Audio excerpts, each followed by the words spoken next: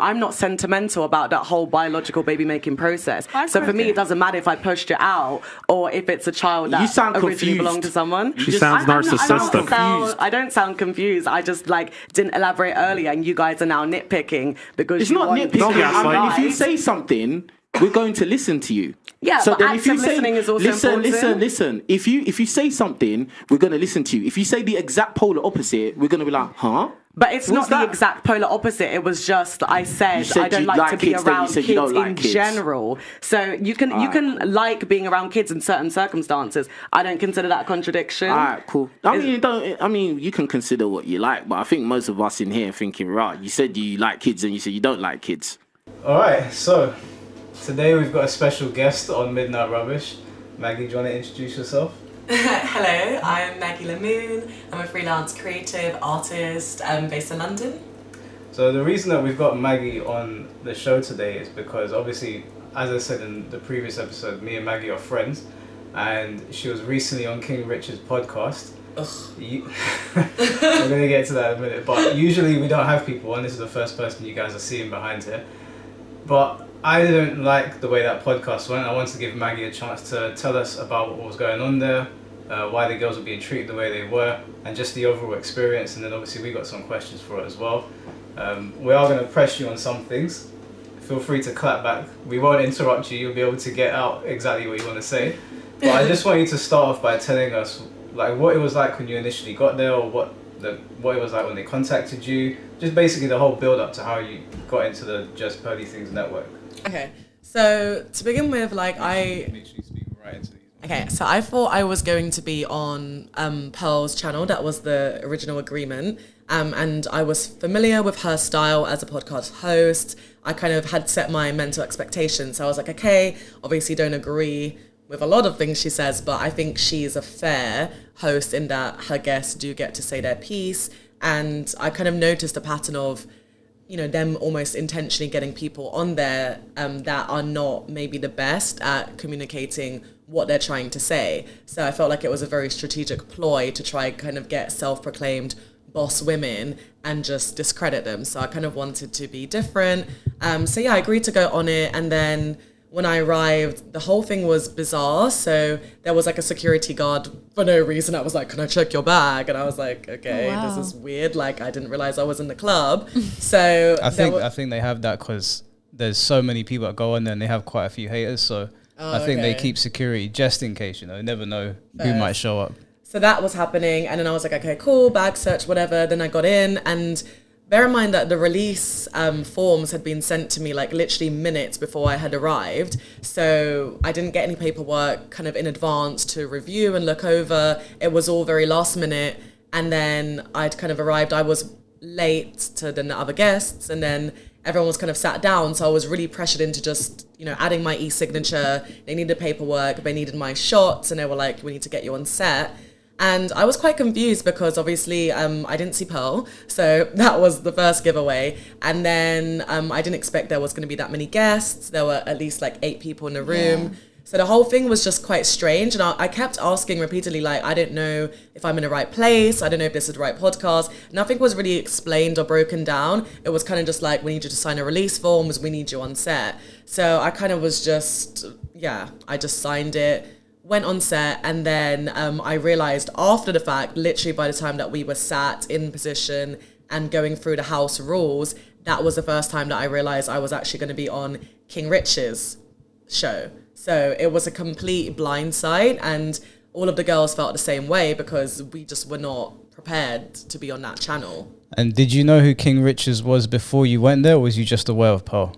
No, so I was only aware of Pearl. I didn't even realize that he's under the same kind of umbrella network. So I've never heard of him.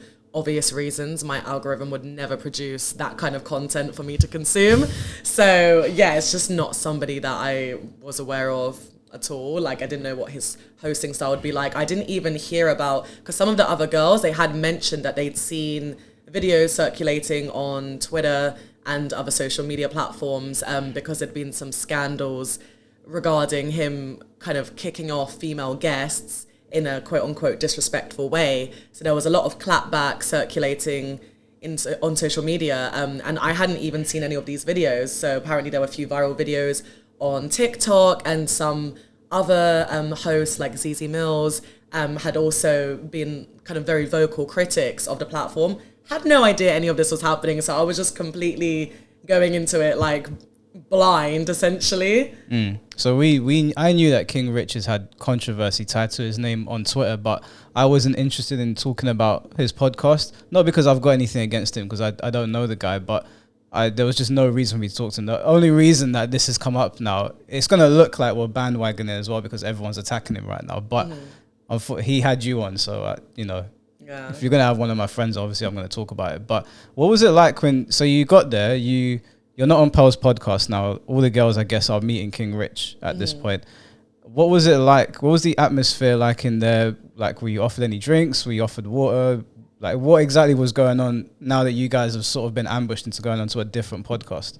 So we were offered drinks. I was kind of like, oh, can I have a drink? And then they were kind of like, oh yeah, we've got gin, whiskey. So it was kind of like, it wasn't really a lot of soft drinks. It was definitely like a kind of drink. But to be fair, in their defense, they did kind of say they don't want people to over consume alcohol. So there was kind of a limit. They were kind of like, you can get up and get drinks and get refills, but, don't go overboard. Like, they didn't want anyone drunk. So there was like, once we were in place and kind of like mic'd up, there was, we kind of basically got sat through all of the house rules. So there were quite a few rules that were like up on a screen that we kind of were read just as kind of like house rules for during the podcast to ensure a smooth running show. And we'll probably get into that later because that was one of my biggest critiques of the experience as a whole, is the disproportionate application of said house rules. And I think it was actually kind of used as a guise to kind of, like silence certain opinions and then allow others to just continue without regulation. So that's probably like my biggest negative takeaway, like coming from that. And I think you guys are probably able to see that in action just from watching it as audience members. Did you get a chance to talk to him before you started filming, or was your only interaction you had with him during the filming? So that's another thing that was quite a weird dynamic. So he was in the room literally from when we arrived, but it was like this very kind of separate thing. So the guests were kind of encouraged to mingle amongst ourselves. And then Rich was with his friend, who was also doubling as security for the night, actually a very nice guy. But they were kind of like on the other side. So there was no kind of like engagement between the host and the guest. There was no kind of like, oh, thank you for coming through. I appreciate this is not the channel that you were supposed to be on today. There was kind of no rapport whatsoever. It was kind of just, waiting for us to officially go live, going through the rules, and then we just got stuck in. So again, like, we just didn't even know what kind of expectations to have, especially those of us who were not familiar with him as a host or his channel. We kind of were just like, who is this guy, Yeah. Did you know the other girls when you were going on, or there was only one other guy there, Dimitri? Did you? I'm assuming you didn't know Dimitri when you were getting there. Oh, thank goodness, no! Could never be anyone in my circle. Did you guys all get introduced to each other on the show, or was like you guys friends beforehand? So I didn't know anyone there, and because obviously I was coming from another engagement, so I did arrive later than some of the other guests. So I don't know if there was some form of like, I don't know, introduction. I don't think so, to be honest. But none of us knew each other, so that was at least quite nice because there were a lot of other creatives, and it's kind of nice sometimes when you don't know what to expect, like, and then you're just kind of debating issues, and you get to almost be surprised when you're thinking about like, oh, this is how this person's mind works, or this is what this person does for a living. So I think the first formal introduction was during the live, when he was kind of like, introduce yourselves, would you do state whether you're single? Like, that was literally our first formal introduction to one another. Okay, and you said that they made you sign forms. Was it NDA forms, or was it just like that you... Like, what was the...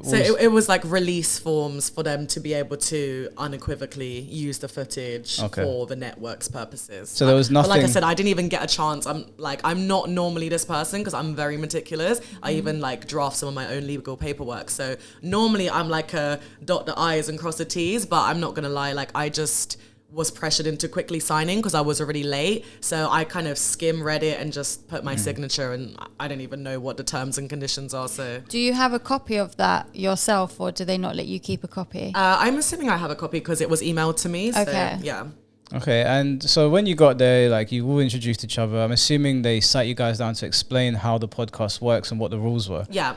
Are you allowed, did they say you're allowed to talk about the rules to other people? Is it like, is it kept under wraps, or can you tell us what was going on? Yeah, I think so. I mean, I don't think it was in the release. The rules were kind of just your standard house rules that any platform might have. I think it was mostly stuff to do with how YouTube regulates content. So obviously there's certain words that if you say them and the algorithms flag that those words are being said, then it might censor your content or like shadow ban the content. So we were kind of just told, instead of using this word, use this term, or if you want to say this, say it in this way. So a lot of it was kind of more logistical things, and then other things were things like, don't talk over each other, no ad-libbing, allow people to finish their points, which is very ironic now, looking back.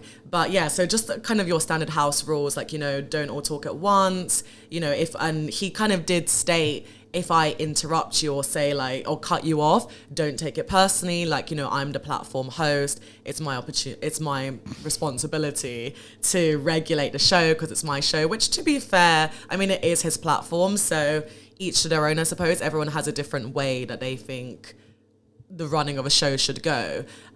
So yeah, he did explain that he might be rude in his delivery and for us to not to take it personally. So I think that was for me like the first kind of like almost red flag in a way, like why would you kind of say that sounds so specific? So that's when I kind of thought, okay, we're going to be getting into problematic territory very soon, because he was kind of setting us up for the fact that like, I'm going to be rude, I'm not going to be concerned about my delivery, and because I've pre-warned you about it, that makes it okay. That's things I've heard before, like when like me and Sabi have been invited to go on other podcasts as well, and sometimes I don't even bother replying just because I don't want to be in a situation where you're basically giving yourself an out to basically tell me to shut up when you want to talk. Yeah. If you're going to have me on, let me talk. So exactly. One of the things that I saw was that like King Rich made we reacted to one of his other videos and he made fair points on some things, but I think what struck me the most was his delivery seemed blatant in trying to wind people up, him and Dimitri.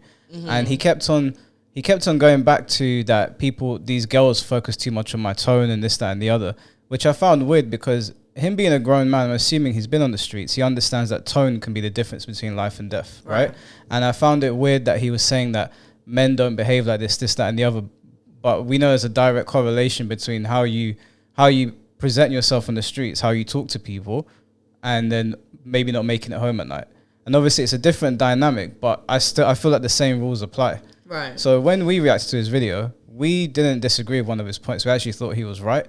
But the way he spoke to the girl, it seemed to me, you correct me if I'm wrong, it seemed that he was deliberately trying to make the girls angry so people would react to you guys, getting pissed off, and then, he gets his clicks from that. Is that the impression you got when you were talking to him? It's not okay to be in control of your own podcast and tell people to get out if they don't apply by the rules or they don't play by the rules. I can't tell them to get out. I should just let them run riot and do whatever they want. Because I just got to worry about how she feels about the way I'm saying it. I might not be saying anything wrong, but it's the tone.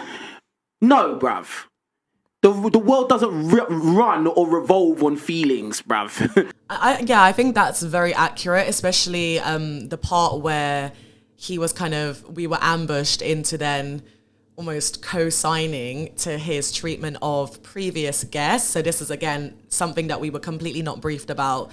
So midway through the podcast, we're now being shown clips from previous episode, the specific clips that he's actually now getting a lot of online backlash for. And I guess in his mind, it was strategically set up in a way where it's like, okay, I've got a panel full of women. Most of my detractors right now are women. So if I get these women to agree that I wasn't rude or I wasn't wrong, then that means no one can say anything to me. So we were kind of ambushed into this situation, made to watch several clips, and then he kind of paused them and then was asking us questions like, was I wrong to say this? Like, was I rude? But the problem is like, you probably saw this as well. I feel like it wasn't as black and white as like this person was wrong, this person was right, as most situations in life aren't. It was kind of like there was a lot of nuance that like what he said wasn't technically wrong because it is his platform. He can assert his rules how he sees fit. But at the same time, it's like, we were trying to explain that delivery counts.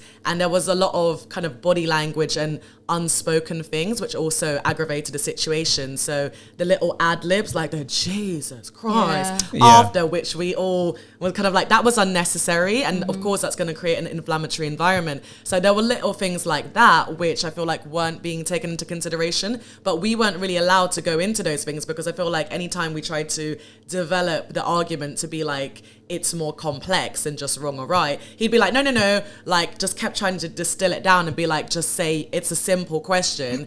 Was I wrong or was I not? So I feel like we were almost kind of like coerced into agreeing, because technically the wording wasn't wrong, but there was so much wrong. It was kind of, you know, the women, when they were trying to apologize, they were cut off, so they were not even allowed to see the error of their ways or like, you know, explain themselves. So there was a lot of impatience on his part. There was a lot of cutting off. There was a lot of body language and mannerisms that were just creating a bad vibe.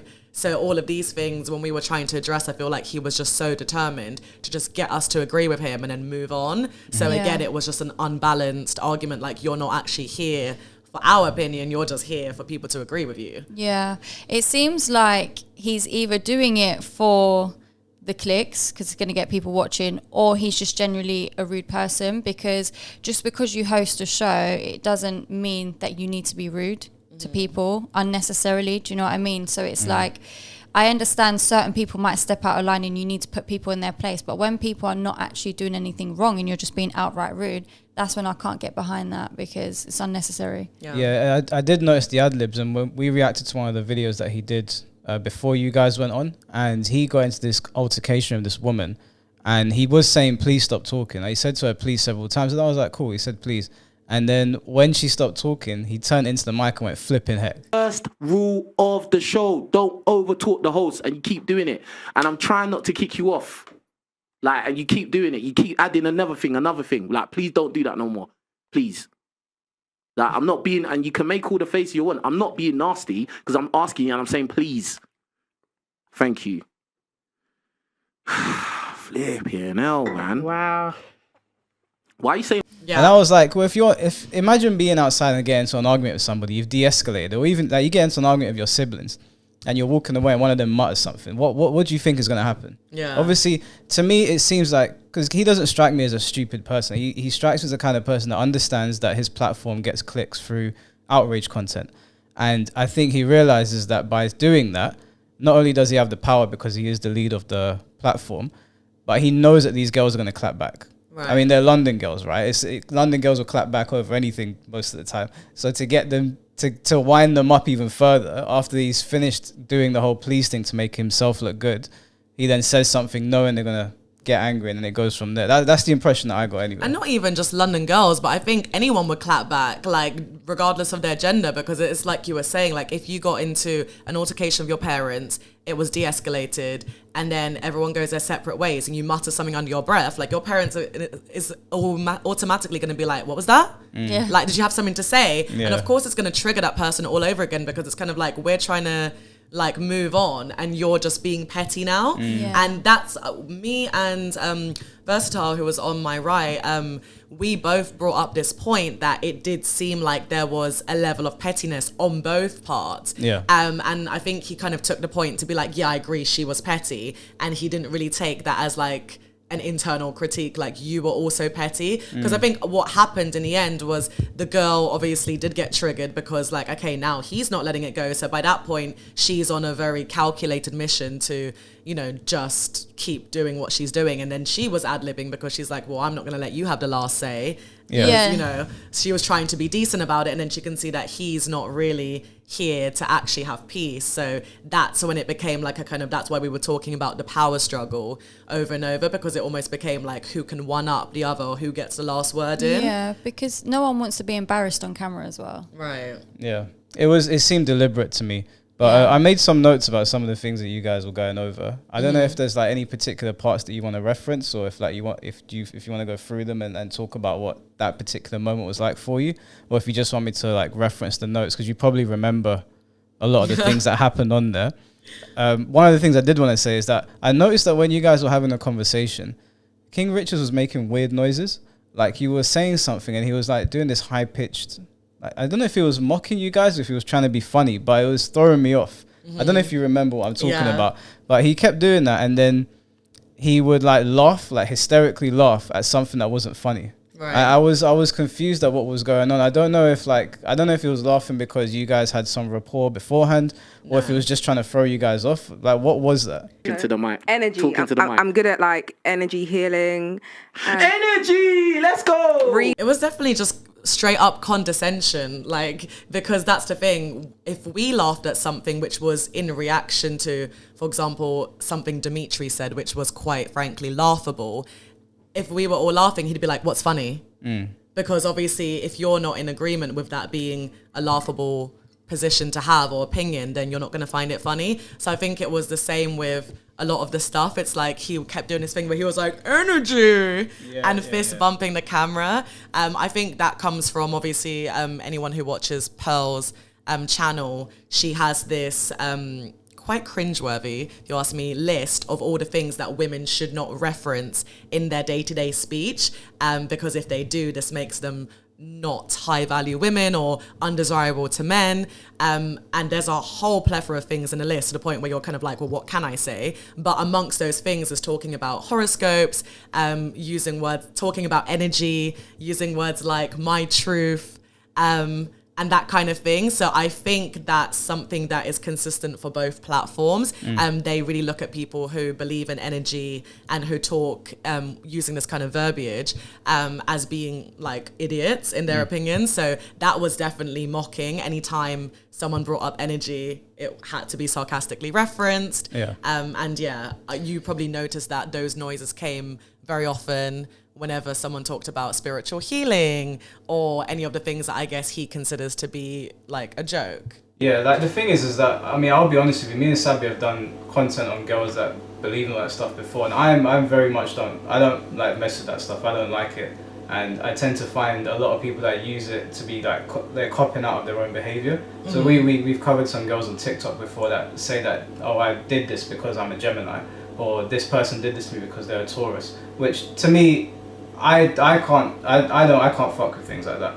But my problem with King Richards is like, I know that you're into like spiritual stuff, ain't you? Mildly. I mean, yeah, I do identify as a Gemini, and I do feel like, you know, there's certain characteristics that I have which would be quintessentially Gemini characteristics. But I think the difference is like, I'm not super into spirituality to the point where like it rules kind of your day to day. Yeah, and it doesn't really inform my worldview Let's say you were, right? We've both got friends that are. I think I've even got some guy friends that are into it. I wouldn't bother inviting you on my platform to just insult you for having those views, right? I wouldn't start making weird noises every time you said energy or some shit. It seems like a ploy to derail the conversation rather than have an honest conversation about those things. Right. And to me, it seems like you guys were just there for clicks. You were just there for outrage culture. Just get a bunch of pretty girls on the platform to show guys all modern women behave a certain type of way, which I thought was quite unfair, because a lot of the points that there was a particular part where you were trying to explain yourself and you kept on getting cut off over and over again. I think, do you remember the part I'm referencing? Yeah, when I was trying to talk about my kind of choice to not aspire towards motherhood, I think was one of the main ones where like that was really not allowed to be a conversation topic, because obviously the whole way that they'd like set up the conversation was geared towards like marriage and marriage-minded women in heterosexual dynamics. Let's just put that out there as well, because bearing in mind that two of the people on the show very clearly identified as being like non-hetero, so it was kind of like funny how the I'm bi, and I made that very clear during the introduction stage. So I just thought it was quite funny how then the whole conversation became about heterosexual coupling, specifically towards marriage, and then, you know, women being married and then being in a position to have kids and making themselves desirable to men to the point where they would then want to marry them and have kids with them. And I just made the point that, first of all, like, that's not everybody's aspiration, especially depending on where on the spectrum you define. And then secondly, it's like, you know, even if I was straight, like, you know, it's still perfectly valid for me to not aspire to have kids, because I don't think that a woman's identity is just her ability to reproduce. But it was very clear that some people in the audience felt like, no, like a woman's only purpose is to bear children. Like, what else would she be useful for? My problem with what happened wasn't so much everyone can have their opinions. That I mean, however people want to live their life, you know, it's none of my business. But my problem was that, I don't know if you noticed, but I noticed when you were talking, you were saying that you didn't want children. You were kind of checked out of all of that, which is up to you. Then they brought up adoption. Mm-hmm. And I think you made it clear that you didn't want children, but if push came to shove and you did change your mind, that would be on the table for you. Right. And then he kind of took that as, oh, so you do want children. And it was like, no, it's just that this is a reality. If you don't want to have kids now, adoption would be your only option if you wanted to have them 20 years from now. Right. And it wasn't, correct me if I'm wrong, it didn't seem like you were saying, I'll go down that route like indefinitely. It's just that this is an option. But for me, it looked like they were trying to make out like you didn't know what you were talking about, or you couldn't make up your mind. And you guys didn't really push back on that part. I don't blame you, because we all getting ambushed. But is that what your position was? Because that's what I got from it, that you weren't considering adoption. It's just a reality. It's something to consider if you wanted to. Because I feel like it needs to be touched on for those of us who are like, you know, on the alphabet spectrum. Like, I think it's also like the conversation how it is now. Like, I agree and disagree with a lot of the points that have been made, but I think we also need to understand that like what we're discussing currently is only really applicable to people whose ideas of success and romantic success and career success, or whatever that case may be, is to have like, you know, the monogamous fairy tale of like the wife or the husband and the kids that are there. Like a lot of people don't aspire to marriage. A lot of people don't aspire to reproduce. I, for one, don't want to have kids. I've fully opted out of motherhood, and it's not because I'm jaded or have like unresolved daddy issues. Like, it's just not in the cards for me. It's not something that I've ever wanted. How old are you? Sorry? How old are you? I'm 29, turning 30. All right, cool. Do you know the one thing, yeah? All right, let me ask you this, yeah? Like, do you think, like, obviously you don't know because you can't look in the future, right? But do you think there might be a time where you are in older years, like maybe let's say 50 plus, and you might think, raw, like, I ain't had no kids, like, you know, I wonder, like, how my life would have been if I had children. Do you think that is a possibility? It's hard to say. Like, in relationships I've been in the past. Do you think it's a possibility? Oh, I think everything's a possibility. Okay. So, like, when you're in this time of life where you have the options, it's very easy to say, no, I don't want that, because you have the option. But there's going to come a time where you don't have no option anymore. Don't you think that's something to think about? Well, it is, but at the same time, it's like, it's not something I just kind of like woke up and decided. It's something that has been very like central to my beliefs for a while. Have you ever had the time where you thought, I'd like to have a child with this guy? No, I've been in relationships that I've seen longevity in, and that's been a factor. But for me, like, I've never aspired to motherhood. So it's a very unpopular opinion, especially from within African cultures, and it's something that I've had to like really fight for. But it's just not something that I ever have aspired to do. And I love to be around kids, and like, I think for me, if at a later stage, like, I ever felt like I was missing out, there's always the options of adoption, because it's not like I hate kids, but it's just, I don't aspire to have my own family. Like, that's not my idea of like what a sex. Do you find that you kind of were naturally maternal? Because I think the difference of me is like, I just don't even like to be around children. Like, I'm the kind of person, I book adult only holidays. There it is. Like, there it is. She literally contradicted. That's the narcissist right there. I was waiting for her to contradict herself. She was value projecting earlier. I like being around kids. I love kids. Now, I don't even like being around kids. The lack of a maternal instinct in this case. I didn't get to elaborate. The point I was trying to make was that I don't mind being like around kids. Like, let's say I have a baby sister, for example. So what I mean is like family. I can be around those kids. I don't like to be around strangers' kids. I don't like to be just in the vicinity of kids. So how are you going to adopt if you don't like strangers' kids? That don't even make sense. Well, because by that point, what do you mean? You just said, strangers. Bro, like, you're adopting them into your home. Listen, you say one thing, then you say the absolute opposite. First you said you don't like kids, then first you said you do like kids, then you said you don't like kids. No, I said I don't like to be around kids. Stop interrupting. Children. I'm talking. First you said you like kids, Then you said you don't like kids. Then when they caught you out on that one, you was like, oh, I got a baby sister, so I like the kids in my family. And then I'm telling you, and then you said you don't like other people's kids. So if you want to adopt, how is that going to work? Because you don't like other people's kids. No, because assumedly the mindset is different. When you're adopting, that's going to be like your own child. So magically you're going to like other people's kids, magically. Well, because it's not other people's kids. Like, you're taking in a child. You didn't push the child out into the world. It is somebody else's child. Yeah, but that's what I'm saying. I'm not sentimental about that whole biological baby making process. So for me, it doesn't matter if I pushed it out or if it's a child that originally belonged to someone. She sounds narcissistic. I don't sound confused. I just didn't elaborate earlier, and you guys are now nitpicking because it's not nitpicking. Yeah, so basically how it kind of was framing out, like I'm very solid in my beliefs, but they kind of kept pushing this argument of, oh, but you could always change your mind. You don't know what the future holds. So of course, when we're using that logic, that's why I said, well, by that same logic, anything's a possibility, because I'm not a fortune teller. So I don't know what my future has in store for me. And of course, as a rational thinking human, I'm aware of the fact that my mind could very well change. It's unlikely because I'm pretty steadfast in my opinions and they haven't changed in the last decade. They've been pretty solidly towards, I don't want to have kids. But of course, because they kept pushing like, oh, but it's a possibility. So that's why I said, yeah, well, by that logic, it's a possibility. But then, there are other options should at some point in the future I get to that stage. So that's obviously why adoption was mentioned, because, there's other ways to go down the family path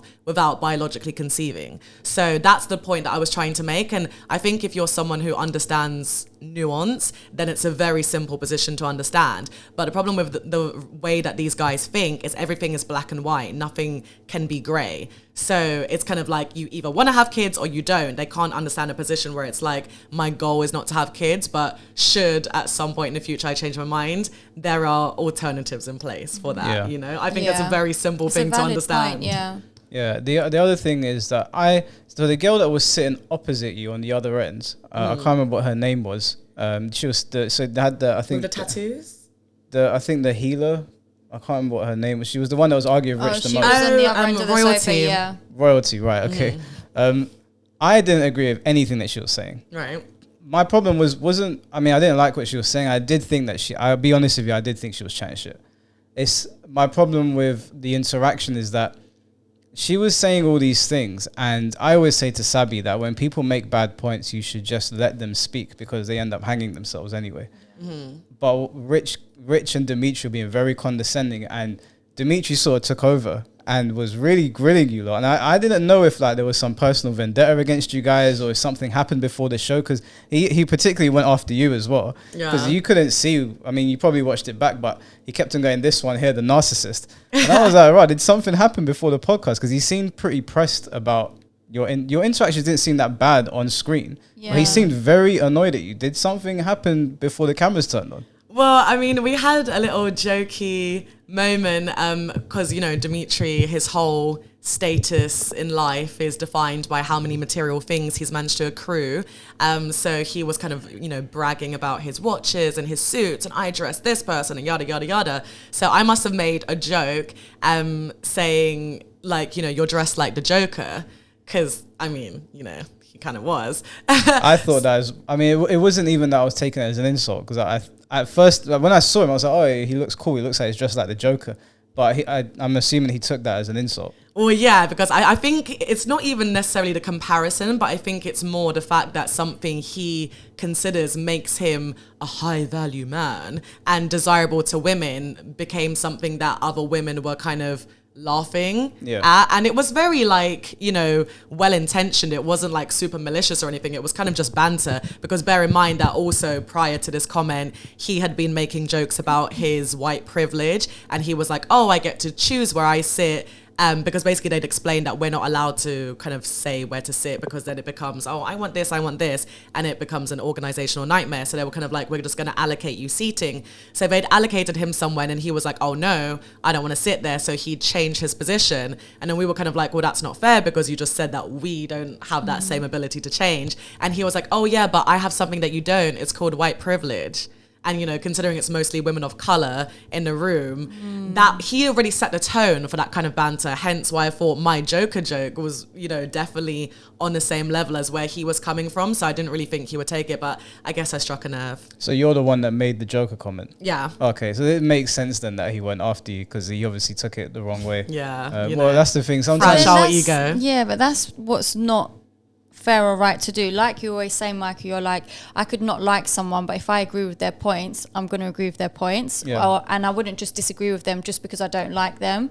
So that's quite an immature take on it then, if he's going to just be pinpointing you or disagree with everything just because you might have hurt his feelings beforehand, rather than just having a normal adult logical conversation. Yeah, he really went for your neck. Like, he really went for your neck. I was quite surprised. I thought, okay, something's definitely happened here. But you know what I thought was a funny moment? There was one point when I literally, like, I was really trying to, like, come for him because, you know, they'd been picking apart individual words that I used. Like, it was even getting to the point where, like, I would have to like really think through my thoughts in a calculated way, because if you, like, you know, misspeak or you use the wrong word because you're just trying to get your thoughts out, like, you know, Riches and Dimitri would just be on you like, oh, you're contradicting yourself, you're a hypocrite, da da da. You don't even have like the space to try to develop your opinions and figure out what you're trying to say or argue.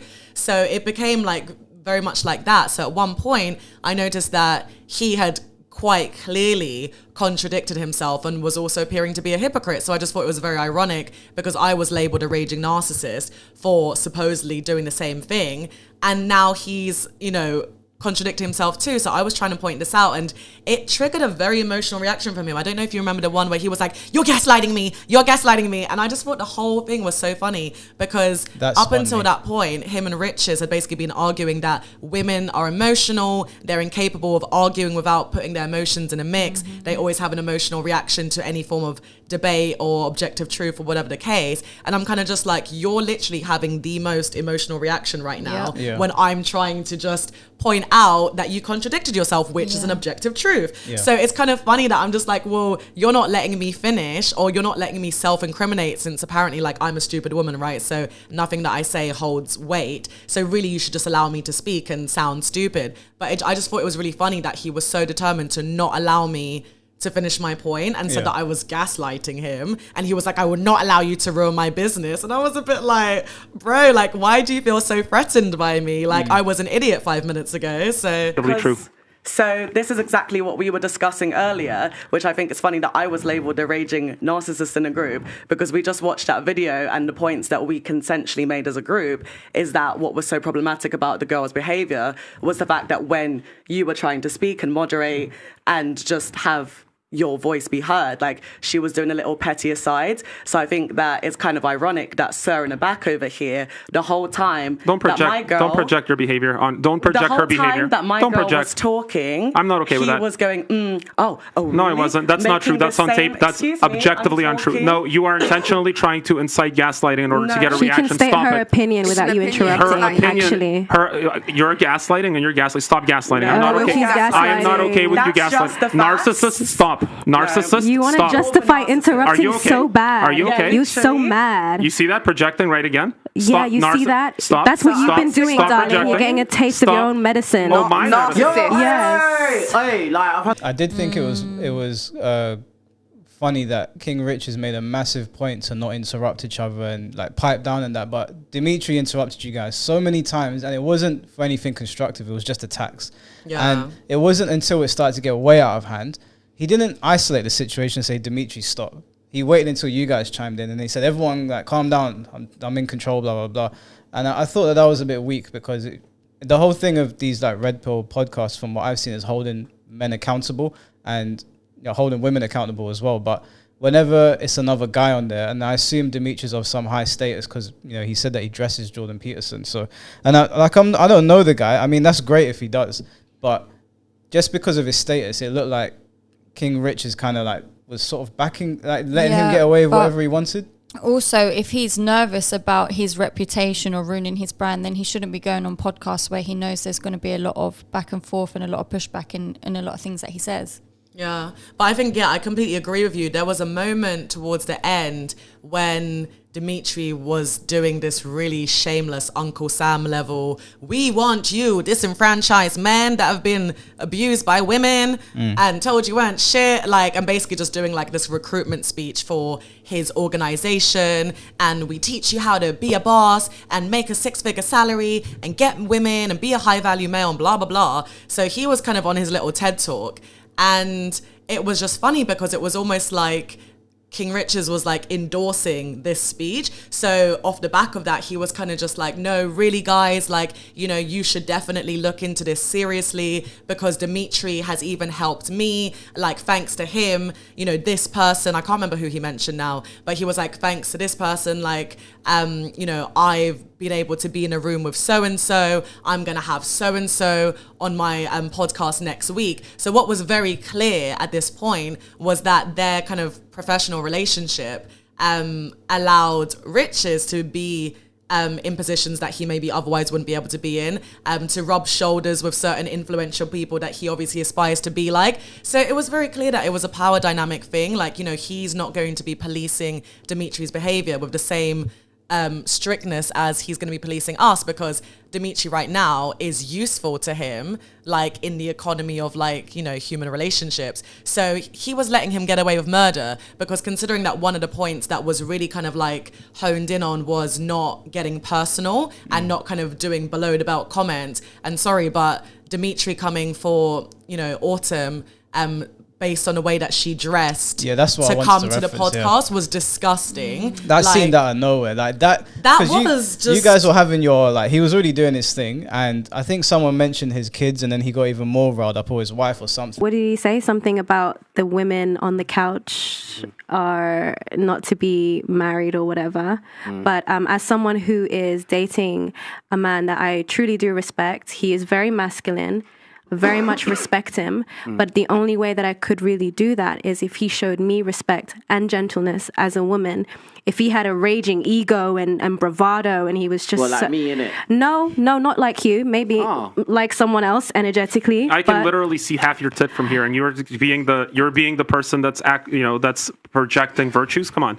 Okay. You have a man that you respect and you go on a TV show dressed like that? Please. Well, and bear in mind, this was after, though, because he'd already made certain very personal comments, like even about royalty. I mean, okay, everyone might have their opinions on what they think of her and the way that she thinks, but at the end of the day, she is an entrepreneur. She does have businesses, and, you know, we don't know what's happening outside. Like, we don't know how much money she's making. We don't know how successful her career is. Like, that's not something that we're in a position to comment because we're not in her bank account. We're not her accountant. So I just thought it was funny that Dimitri was just like, yeah, like, your business is going nowhere. Like, you're broke and, like, you know, you're old and that's why you're, like, unmarried now and whatever. So there were a lot of comments being made on things that he doesn't really have the authority to speak on because, like, you don't know. But then when that same dynamic happened the other way around, obviously, Autumn mentioned something like, I feel sorry for your wife.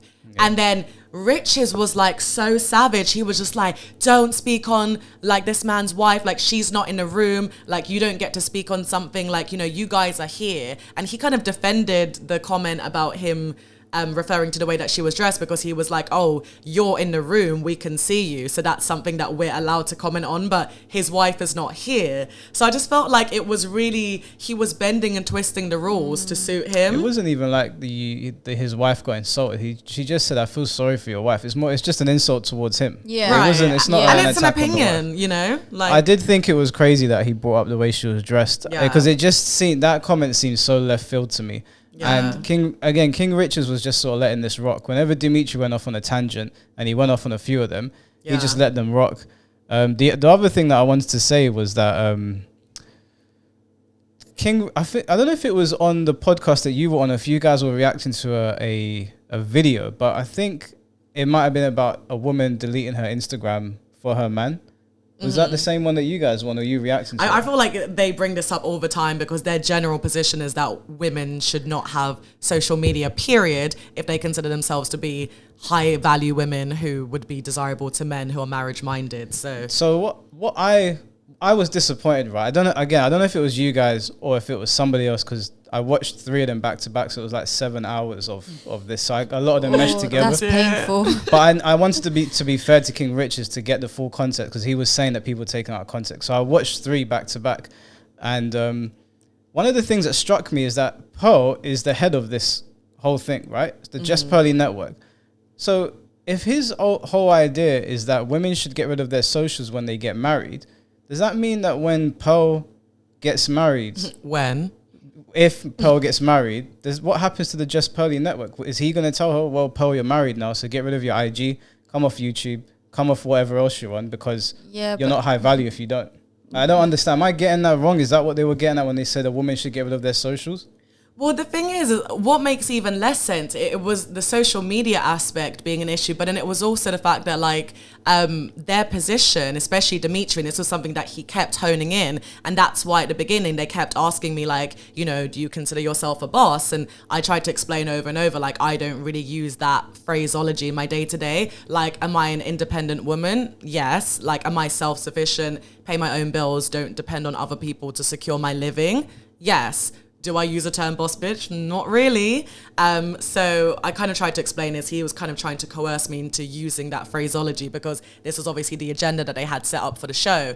And I think their overall perspective was that if you as a woman are entrepreneurial and you're career minded and your central focus in life is your career, then what you're doing is you're competing with a man on male criteria. And you guys probably heard like these words coming up over and over. They kept using the examples of women in the workplace as competing with men on male criteria. And the overall point that they made was the fact that like these kinds of women will never be desirable to real men, high value marriage minded men, because they're going to be in competition with other women, and women and men are not supposed to be in competition. So conversely, women should compete on female terms and, you know, do things like cooking and cleaning and nurturing and speaking in a soft tone. So again, in terms of what you were just saying, like, you know, Pearl is also an entrepreneur because she's the one even putting on these men who are basically sponging off of her channel. Yeah, you King Riches.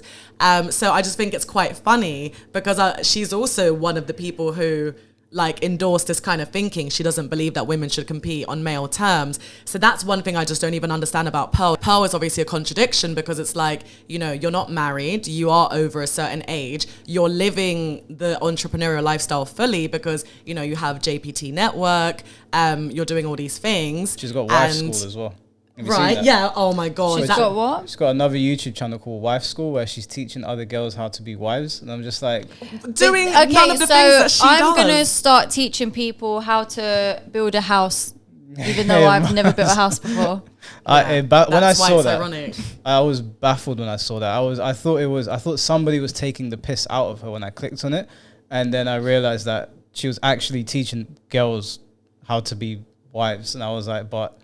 you have no experience. It's like me teaching someone to be a Formula 1 driver. But what makes me laugh, and that's actually something I want to ask you guys, is like, because obviously one thing I've noticed in Pearl's show, and I think it also came up while we were live with King Riches, they always ask, is there such thing as a high value woman?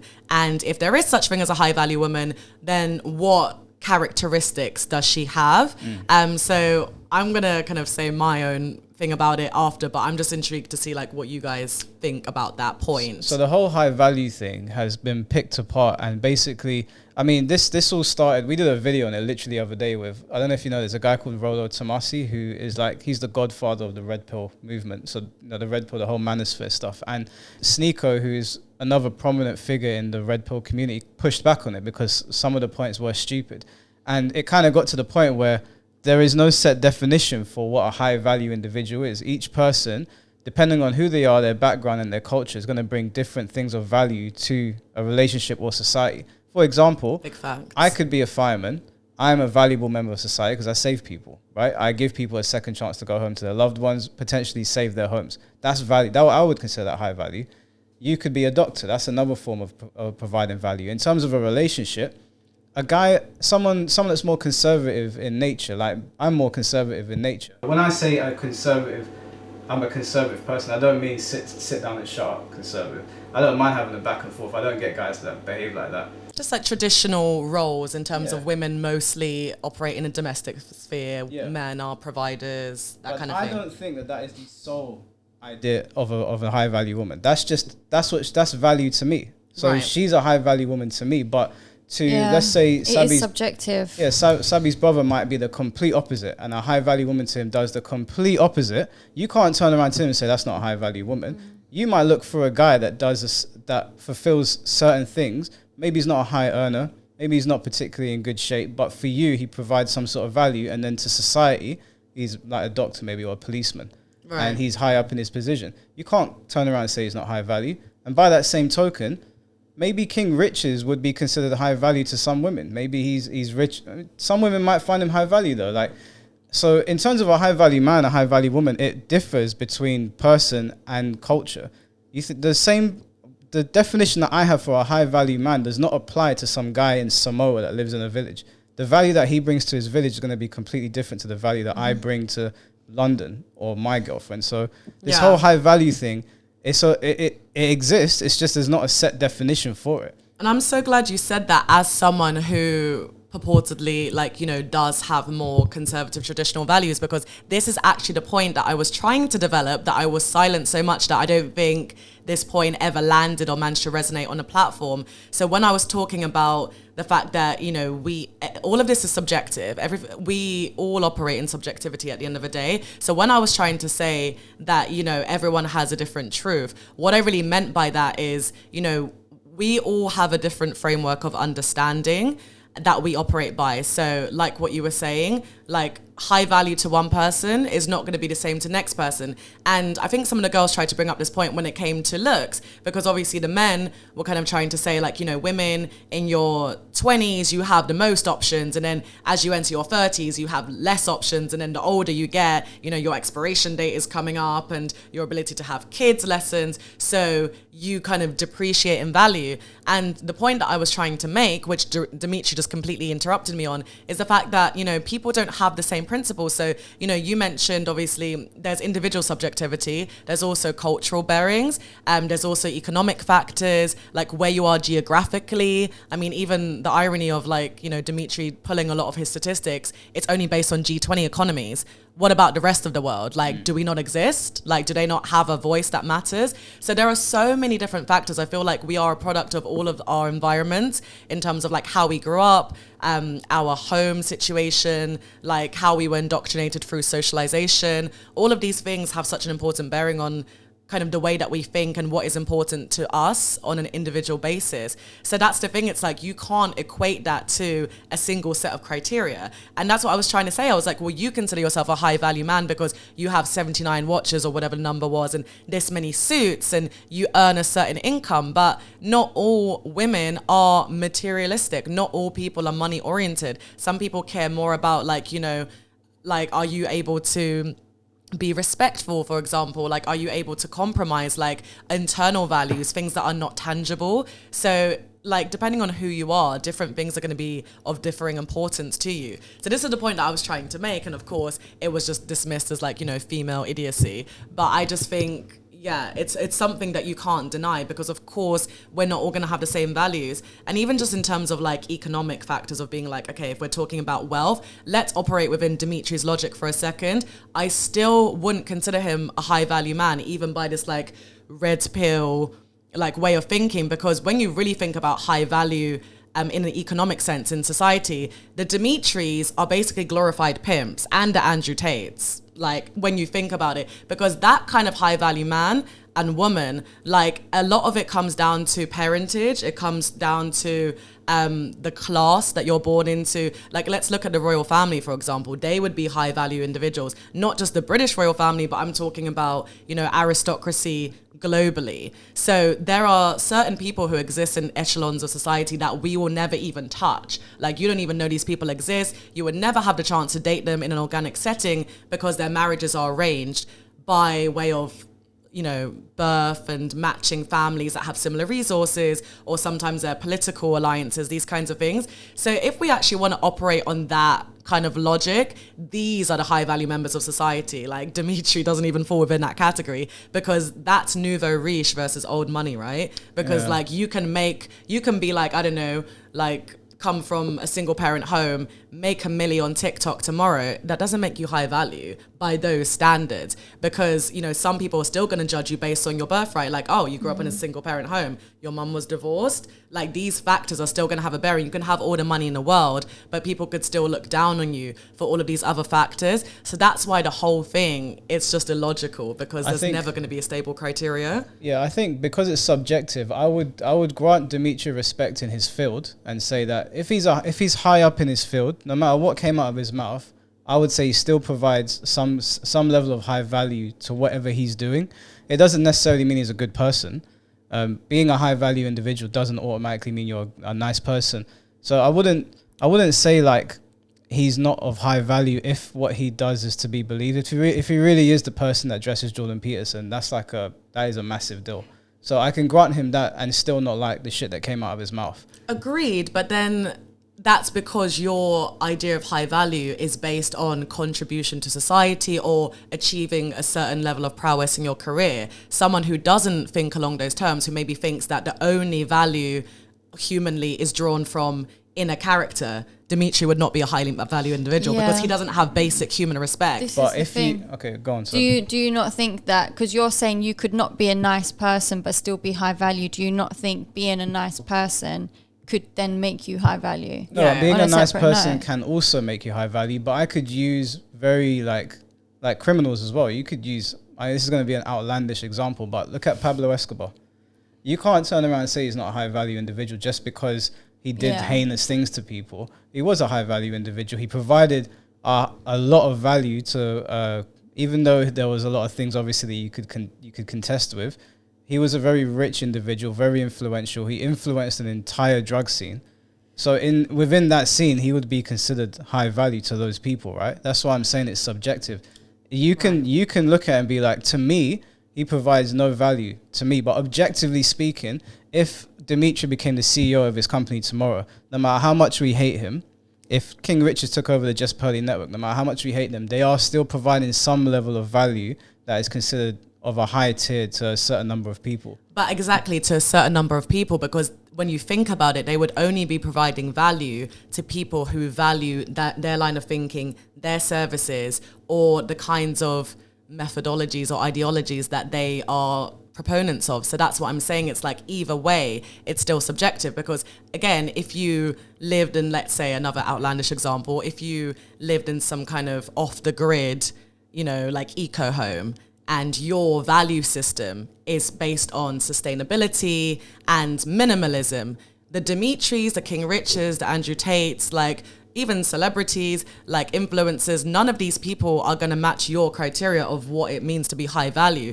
because what you value is people that care about the environment, sustainability, minimalism, and these people are outlandish examples of over affluence, capitalism, wealth, all of the things that go against your personal ethos. So that's why I'm saying, like, it's subjective regardless. But they would both be, because the minimalist that's able to survive in the world to help the environment would be high value for that particular area of what they're doing. And the Dimitris of the world, although we might not particularly like them, they still provide. So I mean, you would, Jordan Peterson might say, if he is the person that provides him with suits, he provides me with high value suits, therefore he does provide some sort of value to somebody that is considered to be quite well respected, globally. So I would say that you're right, it's subjective. That's why I wouldn't, as much as, and I really didn't like the way he was behaving, don't get me wrong, but I don't think it would be fair to say that he's not a high value man. He's not the same kind of high value man that you might encounter that you might actually respect. Yeah, I don't know. I don't agree. I just think like he adds value, but I think for me, my whole problem is not even whether this person is high value or this person isn't. My issue is with the category as an overarching umbrella altogether, because I think like, why? Because like everyone can add value in some way. Like that's kind of one of the underlying, tenets of communism, right? It's like, even someone who just like, sweeps the streets has equal value to a medical doctor, because at the end of the day, they're providing some kind of important service to society without which we cannot function. I don't think people have equal value though. I don't think someone that's cleaning the streets has the same value as a doctor. I don't believe that personally. Someone that saves lives is... Sorry, go on, Sam. No, go on. I think there's certain people in society that provide a high degree of value, like doctors, they provide a high degree of value. If all doctors stop working today, a lot of people are going to die. If all the cleaners stop sweeping the streets today, London's just going to be a bit dirtier. Like, it's not the same because level of without value. proper waste disposal, there's going to be spreading of diseases, and eventually people will die. Look at the Black Plague. That was the whole reason. They didn't have proper waste management, so people were just throwing their feces into the streets. Everyone got the plague, and the world's population decreased by a third. So but okay, that's what I'm saying. There'll be an extreme example for everything you could probably name. Okay, no, but what I'm saying is that, like, our YouTube channel, for example, if I press the delete button on it today, there's 4,000 people that are subscribed to us that were gone, and some of them might be upset.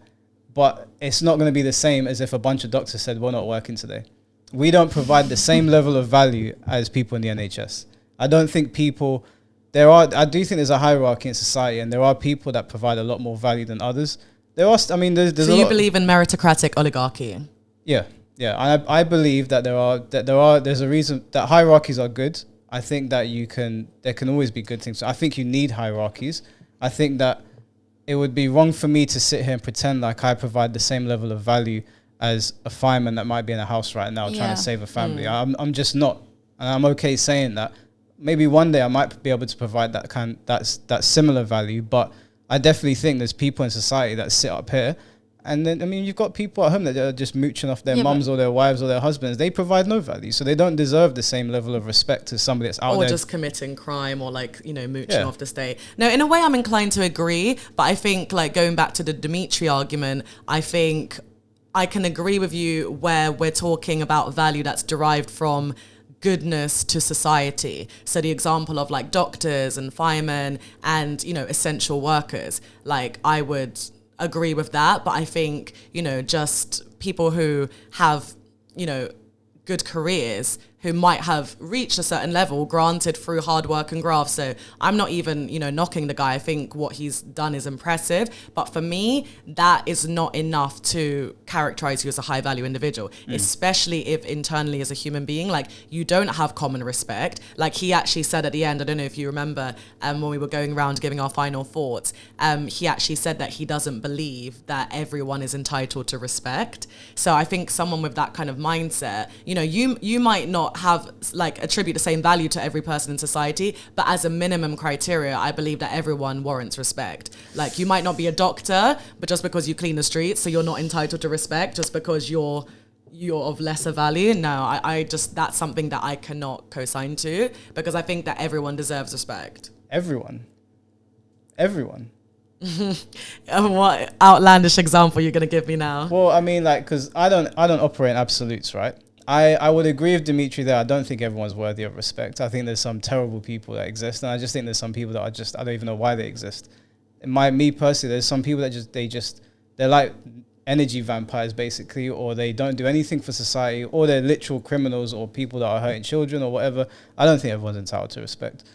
I think respect is earned. You have to earn someone's respect, and once you've earned it, then it's there. If you don't earn someone's respect, then for what reason? I mean, it's not to say you walk up to someone and disrespect them, but you always start on a neutral, right? You meet somebody, you extend your hand, and then whatever happens from there on out, you either earn it or it's going to go into the negative. But I guess that's exactly what I'm trying to say. So I think everyone is entitled to respect is maybe a better way to phrase it, to the point where everyone at least has the chance to earn respect, right? Yeah, you have the chance to earn respect. 100%. I don't think you are entitled to just get my respect though. But I think what Dimitri was getting at, so before you are so quick to agree with him, is what he was just saying is people don't deserve respect because of their level of achievement. So that's the point. That's the issue that I'm having. It's okay, so just because you were fortunate enough, and also let's bear in mind that you're a white male, your start in life is not going to be the same as other people's, not to bring race or other factors in, but it is something that people have to consider. And that's another problem with Red Pill movement. They don't believe that racism is a lived reality. Lols. So, it's kind of just because you've achieved a certain level in your career and maybe someone is lower than you, or maybe doesn't own their house yet, but they're still working hard, they're still a great person, they still contribute in their own way to society. So by his logic, that person doesn't deserve respect. Yeah, no, I don't agree with that. But do you think being born white just is automatically, it gives you a step up than everybody else? I think it depends on the context. So would you say it's more of a class thing than a race thing? I think it's both, and that's the whole point of intersectionality. I think a lot of the time, like, class and race are mutually linked, you know? I don't know if I agree completely, because I've grown up around disenfranchised white people as well. And I think sometimes people are like, well, you're white, so what you complain about? But it's like, they grew up in the same place as me. I kind of have a rough idea of the shit they've dealt with as well, and they kind of get brushed under the rug. And I understand that why people have that mindset, but that mindset is usually applied to the top 1% that have just been, like, I would say that mindset would apply to Pearl, not because she's white, but she was born into a rich family. Right. Pearl inherited everything. She didn't really go out. I'm not going to like say she didn't work for things, but she was born rich. Kind of like Donald Trump, his dad just gave him £1 million to start with. So those are people that I'd say are born with a silver spoon in their mouth. But I don't think it comes down to skin color, because I know black people that are born with a lot more wealth than white people. Personally, definitely. And I agree, but that's why I was saying intersectionality is important to consider holistically. Like, there's this experiment where people basically say, like, you know, everyone starts in a line, and then they'll be like, take one step forward if you were born in a 2-income household with both parents, and then that person takes a step forward. Take a step forward if you're white.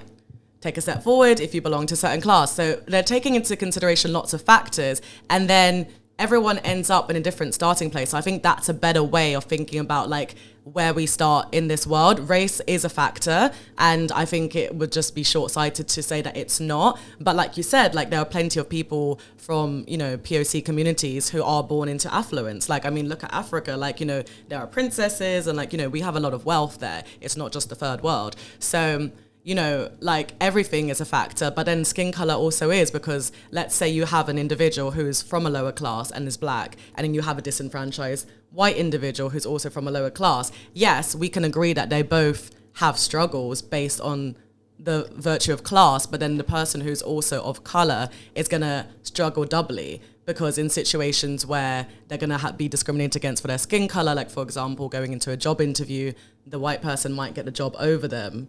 So that's what I'm saying. It's like, it's not to dismiss the fact that they have struggles, but it's like some people's struggles are matched over and over. Do you think that situation is starting to flip on its head now with the having to hire a certain type of person because of all of these diversity criteria? Most companies have those now. I can't say which ones they are on camera, but I know that companies have those hiring criteria where they exclude white males, and they will hire a disproportionate number of people of color. To me, that doesn't seem like a good fix. It just seems that it's going to have the reverse effect, and then the pendulum will swing back around and it will start all over again. Yeah. I am always for hire the best person. I don't care if they're black, white, straight, or trans.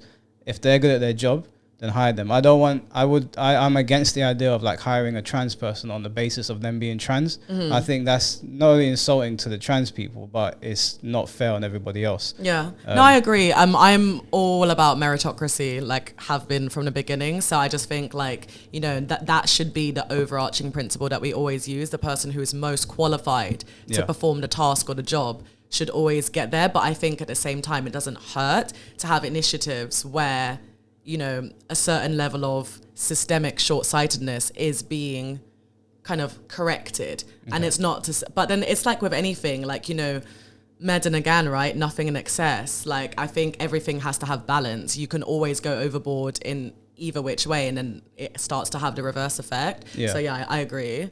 All right. Well, we've digressed majorly. Let's go back. Sab, is there anything you wanted to ask for? I was just going to ask, what do you think the solution could be in those sorts of situations? What, in the hiring situation? The solution has always been, because back in the day they did discriminate a lot against people of color. Still now. I know of companies where they've seen names that are a bit too funky for them, and they're just like, I've experienced that. Yeah, same. So that's an issue, but I also think excluding white people on that basis is just going to cause the same problem, and it's going to drum up people's hatred towards each other. Or, like, it's just going to be a pendulum swing. It always comes back around. The solution for the problem is hire the best person for the job. If that person, if you have 100 applicants and they all turn out to be white men, then that's just how the cookie crumbled. If they all turn out to be black women, that's how the cookie crumbled. Don't hire people based on their gender or their skin color, unless the role literally calls for that. Like if you're hiring models and you need a black model and a white man, but whoever's best for the job, that's who you hire. That's how you fix it. And if people don't like that, that's tough. Yeah. Tell that to the world. Yeah, if people don't like that, that's tough. We don't live in a society like that anymore, though. Yeah. Well, I wanted to ask you, Sab, is there anything you want to ask before I wanted to ask you about, there was a part in the podcast where King Richard started reading the super chat, and he was saying how people should get out of their feelings, which I found a bit weird because of how pressed he was getting about the situation. And he was saying that people should listen to what he's saying rather than focusing on the tone of what he's saying. Right. I mentioned this earlier on in the podcast. I think that's an incredibly disingenuous thing to say. If you guys don't agree with me, let me know. But he made a comment about how men just understand this and they're responsible by it, which is obviously not true, because a lot of the time, a lot of the knife crime that goes on in these areas and a lot of violence between men comes off of the way they talk to each other, their tone. You can say the same thing to someone in two different tones and they take it completely a different way, right? This is the thing, yeah. Hold on. This is the thing, like, just like we was talking about earlier when we were talking about those two videos we reacted to, a lot of women do not like to take direction from men. That is our society right now. So when a guy will say some things that are reality, but you don't like it, it makes you feel bad, you don't like it, the first thing is to just fight back instead of actually, contain your emotion, listen, register it, think about it logically, take your emotions out of it, how you feel, take that out of it. What is this actually the reality? If I look at in the world, is this what typically happens? Is this common? Is my response going to be all about anecdotal stories and my imagination of I'm going to be different? Like, sometimes a lot of people just need to keep it real. And this is one of the biggest differences I see between men and women, because when you're a man, you have to keep it real from the beginning, or you will fail. And the world is very unforgiving to men. You're not fast enough. You're not strong enough. You're not tall enough. We're taught that from day one. If you try and talk rubbish to someone, they'll punch you in the face. That's why I like boxing, because it's the truth. Having a knife or having a gun, that's not the truth, bruv. The truth is when you're toe-to-toe with somebody, no one's got an advantage. That's the truth. That's why a lot of times women don't like those kind of things. A lot of times they like fantasy. And I thought it was funny that he was doing that, but then Dimitri was talking in the most condescending tone possible. I don't know if that's just his voice or if he was doing it on purpose. It's intentional. And his voice. But I did think, did you pick up on that? Because I did think that it was a bit unfair for him to do that, because tone does dictate how conversations go a lot. People that are good at moderating conversations, like we've just disagreed on a few things, but I didn't like cut you up and start talking down to you. Or well done, Mike. Or go, whoa, hey, this is my show. This is Midnight Rubbish. Yeah. I run this shit. Yeah. Like I didn't start doing any of that stuff because we don't agree.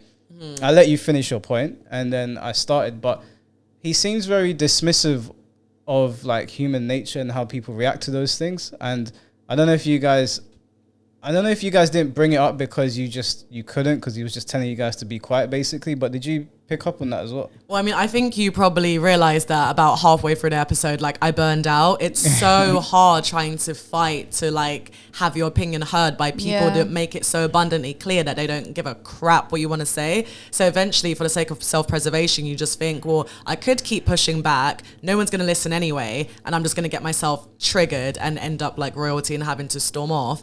Or I could just sit here, entertain the foolishness, and then go home with my peace intact. And I chose the latter.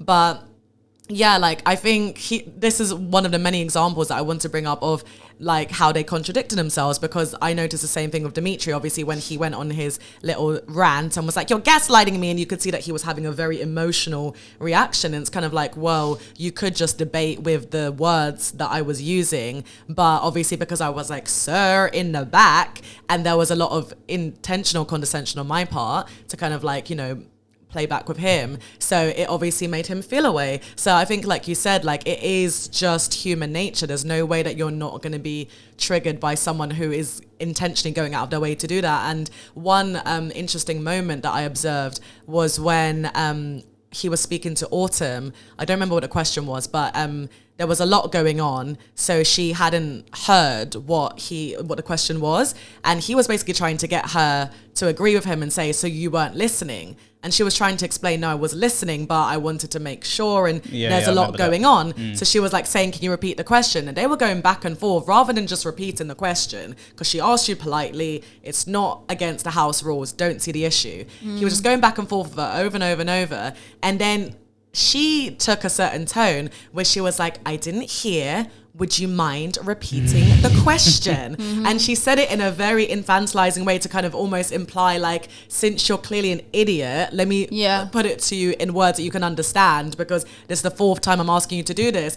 And he got so in his feelings that his reaction was, I don't even want to ask you anymore. If your guy was, have you got Instagram? I do have Instagram. Do you post like Instagram content where like you're wearing dresses like the one you're wearing? They vary, to be honest. It's mostly music related. So yes. Sometimes, yeah. Yeah. So like if your guy was to be like, you know what, I need you to take down all of that stuff, would you do it? Okay, funny, little story here. He's asked you already. Wait, hold on. Let me, so before I left the house, I did FaceTime this man and I was like, what do you think? And he was like, yeah, you look good. And I was waiting for him to maybe say otherwise. If he had said, maybe cover it up a little bit, I would be here dressed up a little bit differently. Okay, cool. Well, what about the because I respect him. What about the question I asked you? Could you repeat the question? So you didn't listen to what I said? I did, but obviously I'm having to respond to him. And I asked a different question, so I would like you to repeat the original. I mean, it's cool if you wasn't listening. Just say you weren't listening. No, that's an unfair thing to say. Could you just repeat it because I don't remember? It is fair because I asked you a question. You heard the question. No one else was speaking. And then you started talking about something else. If that's how you want to... It's not. It's actually... If that's how you want to think... Bro, no, it's not what I don't remember the question. It's not... I understand that. Cool. But I'm saying it's not what I think. It's what happened. And I said I don't remember the question. Would you mind repeating it? Cool. Thank you. Yeah. Nah, actually, I don't want to repeat it. Forget.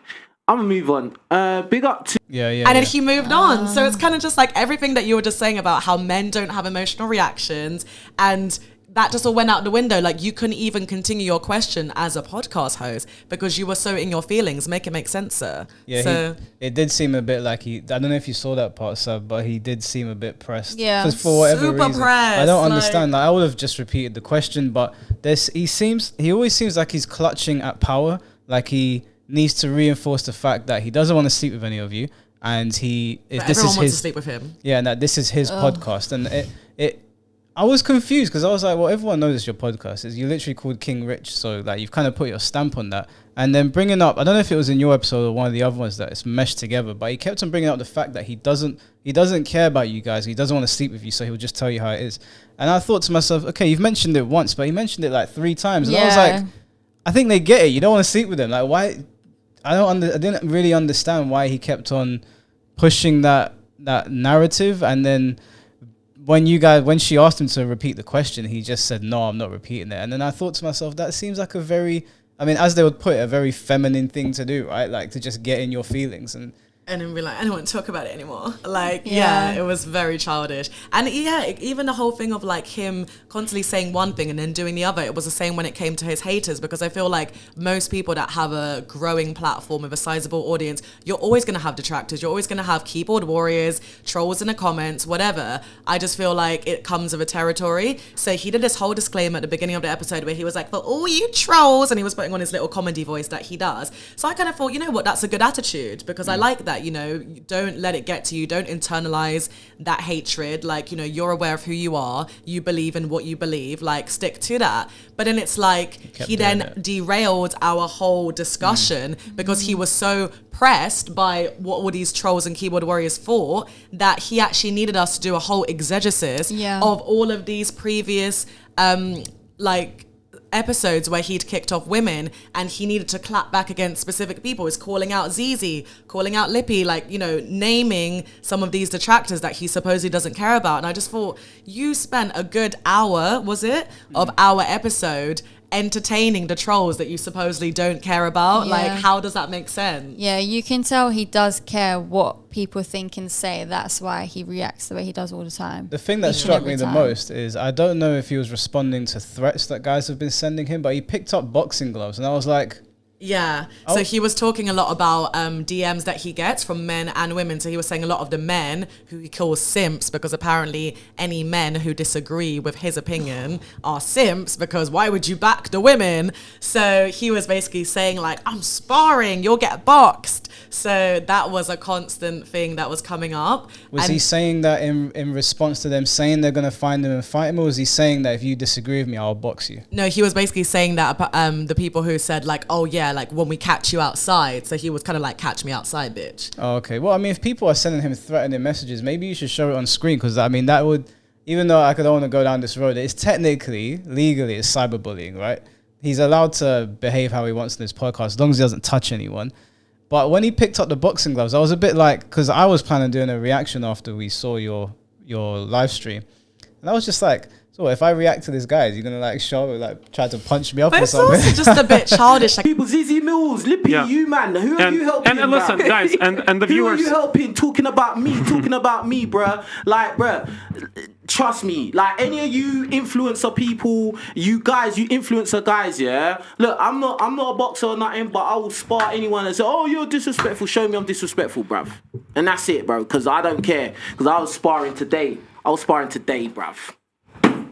So, like, a lot of people talk, but you're not in my weight class.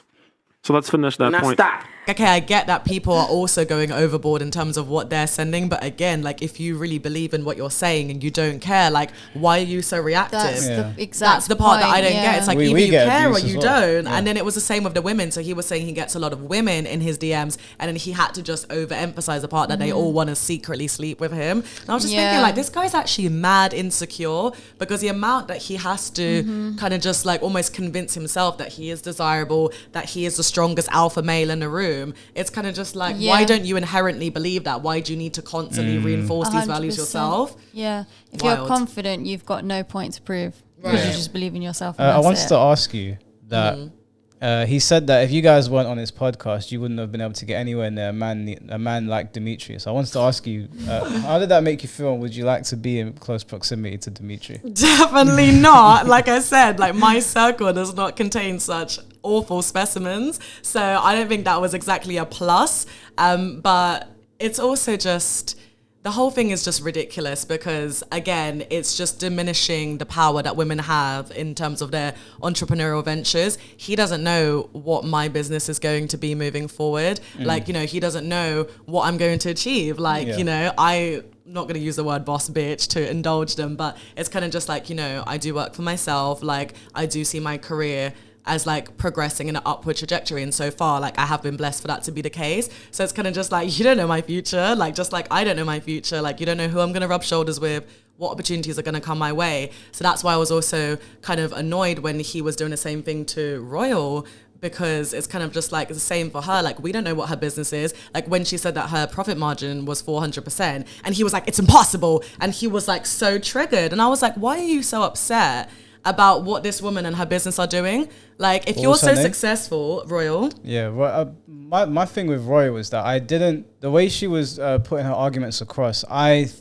will give her credit in that I think that she was a bit pressed in the situation. Like, she was getting pressed from both sides, and maybe she didn't articulate herself properly. They were saying certain things to her, and she was, in my opinion, giving silly responses.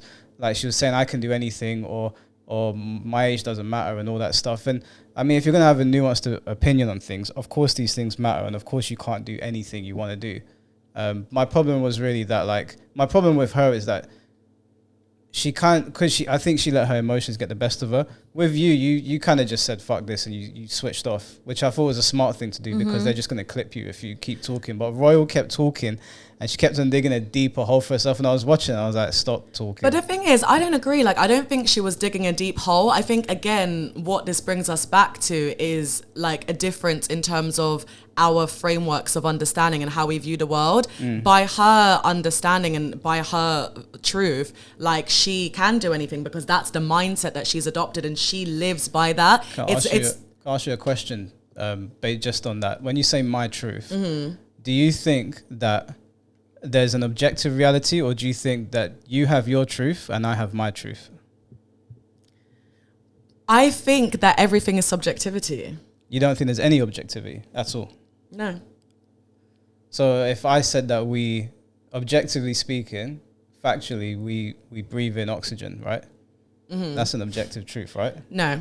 That's not an objective truth. The only reason I would say it's not an objective truth is because our understanding of respiration, right, is based on science. My view of science, not to knock it, but it is the best guess of the time, and it's the best guess of the mind to allow it into the correct spaces at the time. That's what people need to understand. The more you dig it back, the more you realize that everything is subjective, because once upon a time they believed XYZ. This became the framework of understanding for society. This became our science, our maths. And then generations further and further down will continue to dispel and disprove things that we believe to be fact. So hence, flat Earth, spherical Earth, 3,000 years, but cuboid, you know? Do you not think there's any objective truths? Like if I said to you, men are objectively stronger than women physically, would you object to that? Well, yeah, of course I would, because there's always going to be the outlandish example. Generally speaking, though. There's exceptions to rules, but exceptions don't make rules, right? Right. So generally speaking, you line up 100 guys and 100 women, and a test of strength, who's going to win that? But again, my rebuttal would be that's still subjectivity, because what is your definition of strength is what I would physically, ask you. Okay, I'll give you a specific one. If we replicated the world's strongest man lift, right? So you know when they pick up the boulders, they take it over to one side and they put them down. If you put 100 average men, not athletes, not female athletes, just average guys and average women, and you put boulders of the same size, but let's say the average man, average woman is between 150 and 200 pounds, right? Or 100 pounds and 200 pounds, right? And you have that range, then you divide them into their weight classes within that range. You put boulders that are proportionate to their size. Right. Who do you think is going to win that? It's going to be the men, but the point that you're missing is the part that I'm quibbling with is the definition of strength. Because if you come out with a statement like men are stronger than women, what that's predicated on is a universal understanding of what it means to be strong. For some people, strength is in the mind. For other people, strength is in the body. No, I'm just talking physical strength. But physically, we know men are strong. That's why we don't allow women to compete with men, because they'll die. Well, except for some. Well, if you put, like, let's use the UFC, for example, right? If you were running the UFC, oh God, in your right mind, you would not send Amanda Nunes to fight Brock Lesnar, because you know you're sending a lamb to a slaughter. Yeah, there was a situation not long ago where I think a trans man or woman Fox. And then cracked someone's skull. So I don't know if you heard about this, but Fallon Fox was a male fighter that then transitioned and went into the female division. And Joe Rogan kicked up a massive fuss because it was like someone's going to get killed. Well, Fallon Fox went into the bantamweight division. Now, bear in mind, Fallon Fox is not a good fighter. In the male division, like, he was just a throwaway fighter. In the female division, he cracked open a woman's skull. And I think that's where, like, we have to be very careful when we say everything's subjective, because objectively speaking, most women that I come by on the road, unless they are specially trained or whatever, I could probably beat them up. If you went and told them that it's all subjective, you can take command, women will end up dying. Mm-hmm. So I think there are things that are objectively true, like men are stronger than women. Physically, we're stronger than women. The mental things are a completely different argument, but there are some, my point is that there's things that are objectively true. Like I would say, objectively speaking, in that room, if you're based on physical strength, I wouldn't advise any of you to like get up and try to fight King Rich, because you'd probably end up killing everyone. Yeah. So that's what I'm saying. I agree with you. I think especially on these kinds of issues, I think weight classes should always be taken into consideration. It's also my fault when it comes to, you know, trans persons competing in the Olympics. I have absolutely no issue with it, but I think there should always be some kind of measures put in place where, you know, we're trying to make things like for like. So strength is being matched with strength, physical attributes are being matched with physical attributes, so nobody has an unfair competitive advantage. What, do you think if a man weighs the same as like a woman, then he transitions, he should be allowed to compete in her division? I don't really know what my thoughts are on this. I feel like I would have to give it more thought to give like a proper opinion on it. I think it takes a lot more than just the weight. I think there will have to be a lot of factors. Hormones are a factor because that's going to be muscle density. Like men and women are completely different. And if you look at us, like our structures, we're quite different, and the way men generate power is much different to women. Where a man can generate a lot more explosive power even when he weighs the exact same. So if you had someone like Habib, for example, he weighs similar to me. He's about 145, 150 pounds, right? If you put Habib in a female division with 150-pound women, he's going to slaughter everybody. I would go as far as to say if you put him in a division with women that are built like Amazons, he would still beat them. Because a man's level of power to a woman's, it's not even in the same ballpark. That's why we separate them. So when men transition to become women and they enter female sports, that's why we see them dominating. That's why I think it's very, you have to be careful with saying everything is subjective. But I guess what I mean by saying everything is subjective, I mean more like our systems of understanding that we use to quantify things like facts, history. Those are all subjective because history is the record of a certain person.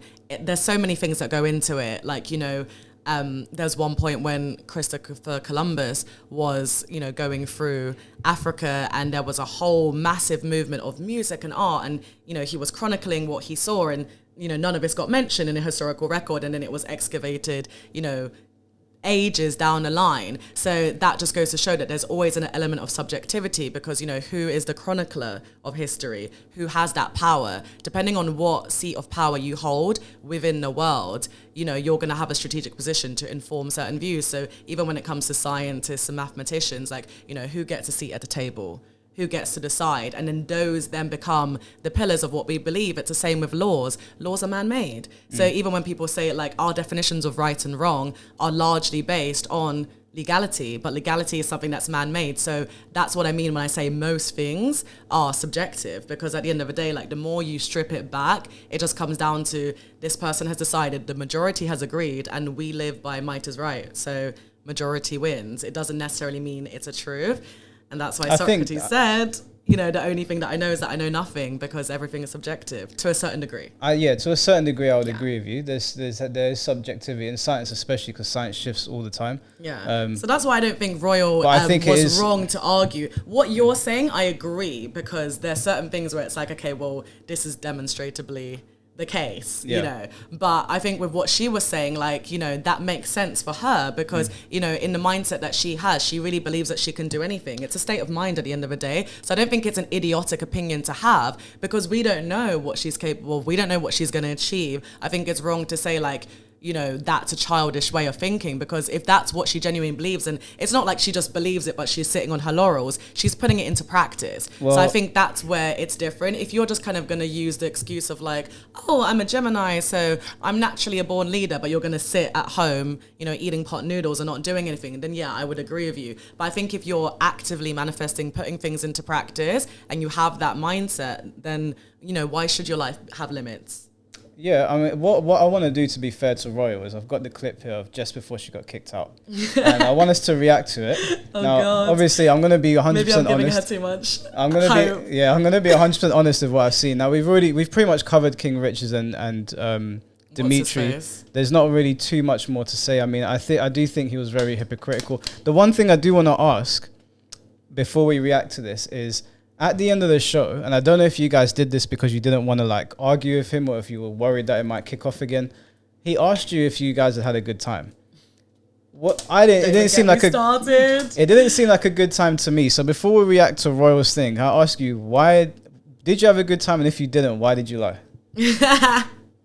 That's what I'm saying, because by that point he can't kick you off because the show's already done. So if he's gonna kick you off at that point, now's the time to chat shit. Okay. So I didn't lie. I did have a good time to a certain extent. Was I very much triggered by what happened? Yes. Did I get to express my opinions freely? No. Was I silenced pretty much the whole time? Yes. But in a way, like, it was amusing. Like, you could probably see towards the end, like, I was kind of just laughing. And what I said at the end is very representative of how I really feel. I don't like to exist in an echo chamber. Like, I love conversations like this. Like, we've been disagreeing the whole day and it's been lit. Like, I don't want to always be surrounded by people who just echo my own opinions. Like, I'm very like aware of how I think. Like I like to go through the world always being aware of like other perspectives that exist, because I think that's really the best way to grow. So for me, it was kind of just interesting as an experience. Probably the better word would have been interesting, but I think it was also just like, I was so mentally switched off by that point, because everyone said I had a good time. I was like, yeah, I had a good time, and then elaborated more specifically. But it wasn't a bad time. It was definitely an interesting experience. It was amusing. It was laughable. It was painful. It was a mixture of things, but you know. Would you do it again? I would, actually. I would. But I would do it with certain measures in place to make it make sense. Would you sit right next to Dimitri? I wouldn't mind sitting next to him. Shoulder for shoulder. Yeah. Rub shoulders with Dimitri. Yeah, you know, since I can't rub shoulders with certain people like that. No, I think I would only go on again if there was a promise that the moderation was going to be fair. And like, I was really proud of myself that even though I generally kind of backed out of arguing towards the end, I did at least at the end say I don't think that there was a proportionate level of moderation made throughout. And then suddenly all the girls were in agreement. They were like, yeah, I agree. And I was quite surprised, because at that point I was thinking, am I the only person who was triggered by this whole experience? Like everyone was just so quiet. And I think that's why doing this today was so important, because until you're actually there in that moment, experiencing the kind of environment that, you know, King Richards creates for his platform, for his female guests, you can't really understand like the feeling, because you know me, like I'm super vocal, I'm very opinionated, I've been TED talking all day today, and it's like that is my natural persona. So for me it was very out of body to see myself so quiet, see myself so reserved, like see myself just holding back from saying what I really think, because I was just mentally exhausted by, you know, the fact that there wasn't equality in the room in terms of like allowing people to speak, allowing people to fairly argue their points. And I just felt like it was all a waste of time. So that's why I was like, my advice to you would be this, because, you know, you're questioning why you have so many people leaving the room. This is why. But did you see how hostile he was to the advice? Because he kept trying to interrupt me. So I kept having to circle us back to the point, because he just didn't want to accept that he is actually the reason that his guests are leaving. Yeah, I think that these podcasts do it on purpose, where they have loads of girls in one room or loads of people, because it's just not possible to have that many people in one room and then get a free-flowing conversation, because someone's either going to get left out, someone's going to talk for too long. You can't, like with this, we can just kind of let you talk, you can say whatever you want to say, and then we chime in whenever. Kind of the same way Joe Rogan does. He has people on, he just lets them talk. Because people are there to watch other people's opinions. So I think it's by design to get these girls and then say certain things to then, because the clips are where the money's made, right? They clip certain things. Your podcast you one's got the most views as of recent, and one of the clips that he put up of the other girl. So I think that's by design. But yeah, I do want to watch this video with Royal, if you guys are okay with that. Yeah. I know she might be your friend or whatever. I don't know her from before, but just objectively, like I admire someone who has that much self-conviction, because from when, and all the girls agreed, because when we did our introductions, the minute she said spiritual healer, even me, like I'm very pluralistic in my mindset, like I believe each to their own, like fully. I don't look down on anyone because of how they choose to live their truth. It's down to you. But when she said spiritual healer, part of me kind of died inside, just because I was anticipating how much backlash she was going to get, because it's such an unconventional path to follow. And then when she mentioned tarot cards, I was like, oh shit, like they're really going to go in. And predictably, they absolutely tore her apart. Like all of the comments were mostly targeting her. Like I actually think that we got away scot-free, even though at one point Dimitri was definitely targeting me, but she was definitely like hit list number one, because of how, you know, she chooses to live her life. So that's why in a way, like I admire her, because considering how much backlash she was getting, like she stuck to her convictions, she still believes in herself, she's not letting people tear her down. And that's what she said. She was like, it's lucky that I'm this self-confident, because if I wasn't, like I might go home today and kill myself because of how they treated her. So I think that's facts, you know. But also I think they shouldn't be judging, because it's a good niche, because there's a lot of people who are into that sort of stuff. So it's 400% profit margin. Someone's paying for her service, and that's all I'm saying. Dimitri might need to take some notes. I mean, I'll be honest with you. Whenever I hear girls saying that, I do look sideways as well. I'm just a bit like, ugh. But I don't. If I had the chance to speak to Royal, I would not disrespect her. I would let her say whatever she wants to say. Obviously, we've disagreed today. I haven't disrespected you at any point. So I don't mind. because I have friends that are into that. I have a very close friend who was at my house party the other day. You didn't come. I know. Very disappointed. I wanted to come, but I told you I was working before. I know. But she was at the house party. She was there talking to me about tarot cards and stuff. And obviously, I was like, for fuck's sake. But not on your birthday. Yeah, I was like, everyone's. I think that the chats in these red pill things, they forget that these people are people as well. And yeah, they might have professions or interests that they might not care about. But I remember growing up and being into anime and games, and girls used to do that to me. I'd say, oh, I love like Super Smash Brothers or whatever. And then immediately I'd be like, oh, this fucking nerd or whatever. So I've been on the receiving end of that. So when I see guys doing that, I'm a bit like, come on, man. Like, in my head, I'm like, oh, not another tarot card reader, but I'm not going to disrespect her. I'm going to give her the chance to, say her piece, and I might not agree with her, but I'm definitely not going to attack her. And I wanted to ask, can you guys see the chat? We can't see it. Okay. He just reads it. So that was another thing that we all had a kind of suspicious of, because like he was going through his phone. I mean, I'm assuming most people who even bother to subscribe are probably of that way of thinking. So I'm sure he wasn't having to search hard to find the comments. But at one point, it did look like he was scrolling and was very like selectively choosing which comments to read. And normally these things, how they work is like people pay to have their comments boosted, and then they get read if they pay a certain amount. That's how it works on Pearl's network. So I just thought it was interesting that he was really scrolling. It was almost like he was looking for the most confrontational opinions to kind of stir up drama, because it kind of seemed like he was scrolling for a few that he didn't want to read. Who knows, there might have been some people in the comments who were actually like siding with us or trying to give us the benefit of a doubt, and those comments were probably just glossed over. I think they just read the comments that pay in, and I'm assuming anybody that's willing to pay in is somebody that subscribes to that kind of thing. Opinionated person as well. Fair, that's why I said it's unlikely. But all right, so we're gonna watch this clip. Okay. He's titled it "Delusional Feminist Loses Control and Got Kicked Out." And of his recent uploads, it obviously has the most views. Sorry, Royal. Also, guys, just for the record, like at no point did Royal actually even say that she's a feminist. So I think what's also interesting is like the language that they use. They label every girl feminist. Yeah. Everyone who's an entrepreneur or who just says that they have an independent source of income, like they're apparently a feminist.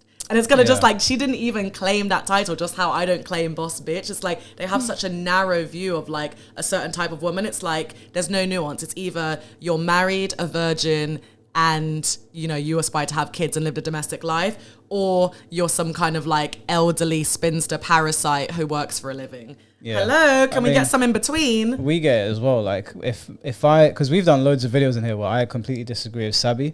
And the guys will be in there like, yeah, W Mike, this is sick, blah, blah, blah. But the minute I agree with her, or the minute I agree with a woman, they're like, look at this simp, this feminist. He just wants to bang her. Some bullshit like that. And it's just like, because I did see King Richard say that the guys that disagree with him are just looking to get vagina, which to me seemed like a cop-out, because I was like, so you're not willing to accept that you might ever be wrong and guys can call you out on it. That's the problem. They're know-it-alls and they think they're right with everything, and they want to tell you how you feel. Yeah, and if I tell you, oh no, I agree with Maggie, he's going to go, that's because you want to bang her. I'm just like... But then ironically, if you agree with someone who is like hashtag red pill, then it's fine. Because I don't know if you saw that episode where the girl who was on my podcast, sorry, I forgot her name, but she was really irrelevant to me. But she was on Pearl's the next day. Who? The white girl behind you? Yeah. Oh, okay. So she was obviously like, pick me every single time Dimitri spoke. And was like, oh, it was just so beautiful what he just said. And she was always like ready to argue against the women, just to kind of side of the men. So then I noticed like, it's fine to agree with a woman when she's like that, because everyone was like, yeah, that's wife material. Yeah, she's the only real woman. And it was just like gross. Yeah, I mean, I don't mind if she's like that, but I did. There was one thing that I wanted to like mention that it made me laugh a lot. I don't know if you remember, but at one point in the podcast, Dimitri said that his wife said to him that she's thankful for being a passenger or something like that. And I was like, your wife did not say that to you. I said the same thing. And I don't know if you remember my face, but I literally went like this, and I forgot that I was still visible on screen. That didn't happen. I've got a lot of conservative friends, right? I've got a lot of friends that have traditional girlfriends. They would never. That's just not. She would be an AI if she said that. That's like a robot. That she didn't say that. And then when he said that, I almost just said, fuck this podcast. I can't watch it anymore. But it was so obviously fabricated because supposedly the pretext to that comment was he'd said to her, are you happy with the life that we've built together? And considering that a lot of the foundational red pill values are about partnership and, you know, finding a way for men and women to kind of coexist in harmony without always clashing or competing on the same criterion, XYZ. So it's kind of just like, you know, it's fine for you to agree that like the woman and the man are both equally valuable. Like obviously they think a woman is valuable in a certain way, like domestically, but you know, they both have a part to play. So I thought it was really weird that he had to go the extra mile, that he said this to her, like, are you happy with the life that we've built? And supposedly she said, oh, we didn't build this life together. I'm just happy to be a passenger on your train. Cue vomit. I mean, even if just like, and I laughed, and that's when Richards was like, what's funny? Because all of us laughed, and I was kind of just like, you really need me to explain what's funny? Yeah. Like, it's funny that you think that that was a real conversation. Like, that was so obviously fabricated. Even how it came out, it was so well scripted. It could have been Disney. I was like, no. It did feel like that. Because he might have built the whole life for her. That could all be true. But I don't think she said that to him.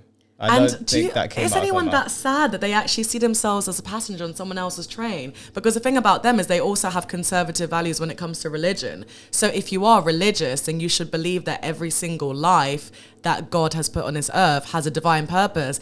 Divine purpose doesn't make you a spectator in someone else's movie, right? I don't think ever, because I'm not religious. Although, like me and Sabi have recently become more interested in the church. Dimitri said that he's religious. So I think conservatives are not all. I wouldn't even say that I'm a conservative. I would still say I used to think I was liberal. Centrist.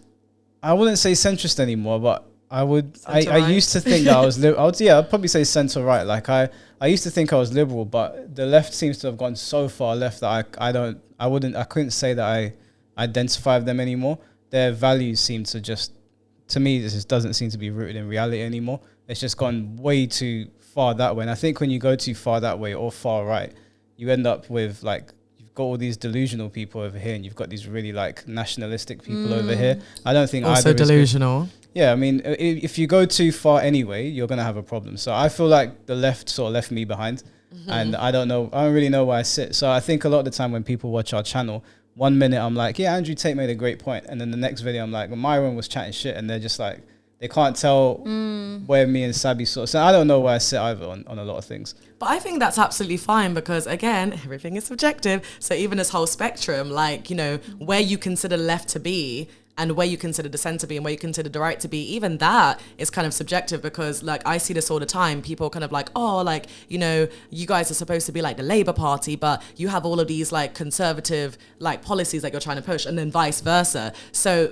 very often there is this kind of, like, cross-pollination between the two. So I think politics, it's always moving. Politics and, like I would separate the social aspect and the political aspect because I don't like Republicans at all. If we're talking about American politics, I don't like them at all. But I think I identify more with American conservatism than I do liberalism now. But a lot of conservatives don't like Republicans either. And by that same token, a lot of my friends are left-leaning, but I can't stand the Democrats. I think they're actually worse than the Republicans. So I think I would separate Democrats and Republicans from conservatives and liberals, because even though their bases are pollinated by like conservatives and liberals, what they actually stand for doesn't represent that base a lot of the time. A lot of the time people are like, what the fuck are you doing?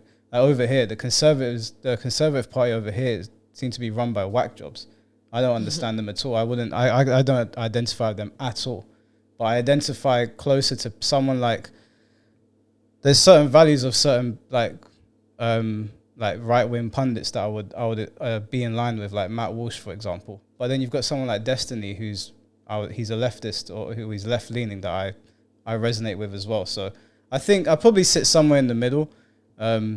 Exactly. I think if you do that, then that just means that you're sitting where the intellectuals sit. Yeah. Because I feel like if you have a shred of like common sense or intellect, like you wouldn't really like internalize one side too much anyway, because the whole point is like we're supposed to have critical thinking ability, right? Something women apparently don't have, according to Dimitri. But like if you're able to critically think, then you would naturally be suspicious of everything. You always have to question where does that definition come from? What are the sources? You know, that should be the kind of mind that you have. And if you do, then you would never be able to wholeheartedly adopt any kind of ideology. So I'm same as you. Like, where do you sit, Sab? Yeah, I'd say I'm centered as well. Yeah. And I think it also comes with an element of being open-minded as well. Yeah. You're not just against something just because of where you're leaning. Do you know what I mean? Yeah. I'm floating in the metaverse, in case anyone was wondering. That's my position. All right, so I want us to react to this video now. She's saying something about I feel sorry for. You don't know his I got a question. Why he made a comment? He made a comment on how you're dressed. Like to him. You know? Oh no, this goes I don't care about that part. So I'm what was it then? just generally his demeanor, the way that he does talk about quite a few women here. But I find him quite disrespectful. But he's not talking about your home life. Why are you guys attacking my wife and kids? And you are attacking my kids because you're like, you're unhappy at home and blah, blah. It's like you're implying that my kids are in an unhappy household. As a woman, can I just say, I wouldn't want as a woman gives you no right to any argument. I wouldn't want as a woman. a man that I'm with to talk to other women the way that you have. And I didn't say of your age. One at a time, please. And I didn't speak That's about not what you said. And I didn't speak about your family. I just said that you seem unhappy, and I feel like in your demeanor. Are you a judge? Are you the judge of that? I'm good at reading energy. Are you happy? No. See, it's the ad-libs for me, and this is exactly what I was trying to say. It's kind of just like, where is the moderation? Because if any of us were doing that, he would literally be like, hey, you guys, like, what did I just say? Da-da-da. And it's like, Dimitri literally had a little petty dig for every single comment. Oh, really? Huh? Oh, what? Like, it was non-stop. Like, it's so distracting. Yeah, it is quite striking there that, like, there's three people talking, but every time the girls talk, he says one at a time, but Dimitri keeps on cutting in as well. Dimitri might have done himself a favor by just letting them talk. Maybe they would have said something that he could have picked apart and we could have been like, okay, cool, we had a fair point. But he didn't even allow it to get to that point. He kept on chiming in, and King Rich has just let it rock. Which makes me think that he's not grounded in his philosophies and his beliefs, because if you were, then you wouldn't be worried about someone having an intelligent opinion or an intelligent comeback, because you wouldn't believe that we were capable of having those things. So you would just allow us to run our mouths, self-incriminate, and then we can all, like, that's what Rich was saying the whole time. He was like, I just let them speak because you see what they say and whatever. So it's kind of just like, yeah, I don't know. That was a very annoying moment for me. And this is what I was referring to earlier, where he was kind of just like saying, oh, it's fine for him to disrespect you based on how you came dressed, which is not of his concern, but you can't insult his wife and kids. Literally all she said is, I feel sorry for your wife. That's actually an insult to you. That's not even an insult to your wife. Like, no one's commenting on, oh, like, your wife's probably an ugly loser. Like, no one said anything like that. It was just kind of like, I feel sorry for her, and I do too. If she thinks that she's a passenger on someone else's train, I would feel sorry for his that person. His train as well. Right. His train wreck. I am. Really? You're 32, you're single, you read tarot cards, and you're an entrepreneur with no money looking for investors on a freaking podcast in the middle of the night, and you're happy? See, and this everything is falling apart in your life. And this is what I mean. What are you the truth is disrespectful? Listen, let me tell you something. Listen, let me tell you something, Dimitri. Let me tell Dimitri. Let me speak, please. Listen, in the physical world, you may have money and power and all these great things, but I'm telling you, you actually hold no power. You hold no power. I'm telling you. Cry. No, it's fine. You don't have to believe me, but the way I buy more cats? Will that give me power? Listen, your energy, the way you speak to people, the way you come across, that I could really learn something from you, because you don't chat shit. You actually are saying some valuable things, but it's the fact that it's the way you're delivering things, it's the way you judge people and the way you speak about people that you don't know is what, you know, kind of just makes me feel like you're unhappy, because, you know, what's it called? What's that word called? Hurt people. If you was coming from a place of love, you hurt? I'm definitely not. Wait, but you said you're hurt. She's talking about you. I'm talking about you. No, but he obviously wasn't listening. He's misunderstanding you the point you can be a hurt person trying to hurt people, but it doesn't mean you're necessarily going to hurt the person you're trying to hurt. I think she was saying hurt people doesn't mean that he hurt her. Right. I do think also I did hear King Richard tell him to be quiet in that part. That was the only time, because he knew at that point it was just getting ridiculous, because even like Versatile chimed in was like, yo, let her speak. And I think at that point, if he didn't appear to be moderating fairly, it would just be chaos. But what I thought was like hilarious as well, like at this point they like, we'll see it later in the video as you press play, but like they then go back and forth, and for someone who self-proclaims to be capable of critical thinking, Dimitri's whole notion of what it means to be hurt is completely predicated on the physicality of physically being hurt. So he keeps saying, did I hurt you? Like, are you hurt? Like, are you bleeding? Whatever. And it's kind of just like, that's not the only way you can hurt someone. Like, technically, what he was accusing me of, defamation, you can hurt someone like that. If I come on a podcast and discredit you and your business for all these disenfranchised men that you're trying to recruit to, like, that can also be hurting your image, your career prospects. So there's so many different ways that you can hurt someone. So I just think, like, come on, dude. Like, let's not pretend to be stupid. Like, you're actually capable of like more complex thought than what you're doing right now. So this was just him being petty, childish, and that's why I was kind of just like, you're contradicting yourself, because part of you is preaching like critical thinking and being an intelligent human and being in the top 10%, and you're actually acting like an overgrown man-child. I'm hurting people. Listen, let me speak. No. If I'm hurting people, then I'm hurting you. Are you hurt? No. Who am I hurting? Who's hurt? Raise your hand if you're hurt. Let me ask you, can I say something Who's to you? hurt? No, but I'm calling your bluff. Where's the hurt? It's a saying. So if I wasn't such a strong-boned person, I'll probably be upset. I'll be sensitive. I'll be crying right now. So you're not hurt? I'm definitely not. Okay, so I'm not hurting you. So I'm not a hurt person. That's your philosophy. I'm not the only person you've affected today, and I'm saying. Who's hurt? Raise your hand. No, but please let me speak. You're speaking over me. Let me speak. I'm saying your energy, the way you come across, it's like deep down you are unhappy, because happy people do not speak and spread this kind of. I like how you're choosing your words now because you got caught in a lie. Hurt people, but you're not hurt. Yes, and I'm talking about you. So I'm hurting you. Yeah, I'm hurting you. If I'm hurt, I'm hurting you. Are you hurt? Are you hurt? You're trying to. Now, if I. But you see, this is what I mean. This is why, you know what, I have mad respect for my girl Royal, because actually she made some valid points. She also kind of like caught herself in some parts and said some questionable things. But I think here, it's like she's making a valid point. I think what happened was Dimitri recognized that, oh, for once, she's actually going somewhere with this line of argument. So that's why he was being petty, and he kept going back to, okay, you've already made the no one's hurt, raise your hand if you're hurt joke. You've said that. Yeah. And he was reverting to that same juvenile line of argument, because for once, she actually had a point that he had no rebuttal against, because what she was essentially saying is, if you really believe in everything that you're preaching, that you have this successful business, you have all of this material wealth, you are a top 10% high value male, like, why are you out here trying to bring other people down? Because the whole mission of what you're trying to do with this organization that you keep peddling is you're trying to empower young disenfranchised men. So it's kind of just like, if your goal is to empower, why are you tearing women down in the process? Like, he's like doing the quote unquote when he says tarot cards, and then he's saying you have no money, again speaking on things that he doesn't know. She clearly has money. She wouldn't be doing this for free. She would be homeless. So it's kind of just like, there's so many things that he's speaking on that he doesn't know, and he's very clearly going out of his way to try diminish her self-confidence and diminish her conviction and her self-evidence. Like, why would you be committing so much energy into doing that if you're like such a high believer in what you're doing? Stick to your mission. She'll stick to her tarot cards. I don't understand. It's like each to their own. Yeah, so far he's not doing himself any favors in this, in my opinion, because I don't think he's getting the point. Just because he didn't necessarily hurt her, whether he did or he didn't, doesn't mean that he's not a hurt person trying to hurt people. I mean, I think her logic is he made the attempt to try and hurt her, and it didn't work because he's hurt deep down and he's projecting. Yeah. I don't know if he's a hurt individual.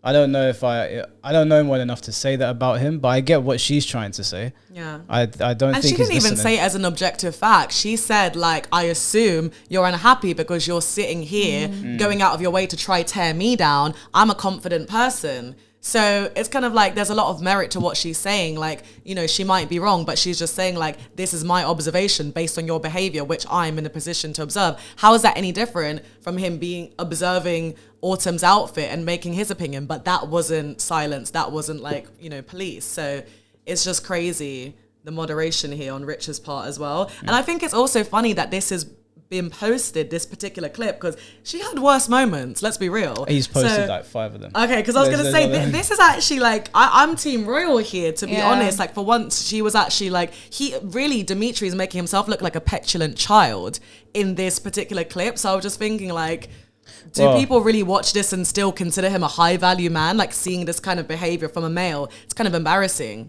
Yeah, well, I mean, the other clip that he posted to put the other girl down, the comment section was kind of against him. So they might be against. Well, this still got 13 minutes, so there's still 13 minutes for Royal to say something. But come on, girl, you're doing me proud. I'm trying, but you're not hurt, so I'm not hurt enough. If I was a weak woman and I believed in what you said, I might go home and cry tonight. I might go home and commit suicide. Some people would do that, wouldn't they? You're not a weak woman. You're a stupid woman, but you're not a weak woman. I'm definitely not stupid, You're though. strong and stupid like a man. It's the way you speak to people. Like, Did he say strong and stupid like a man? He said strong and stupid like a man. I didn't really get that. I don't know if he is. Was he not just building up the male race like this whole time? I think he's also flustered, because they talk about stoicism, but he's not being very stoic. At all. And But I think he's also flustered because you wouldn't say that unless you were flustered, right? Right. He didn't mean to say that, but he's obviously tripping as well. So yeah, it's funny.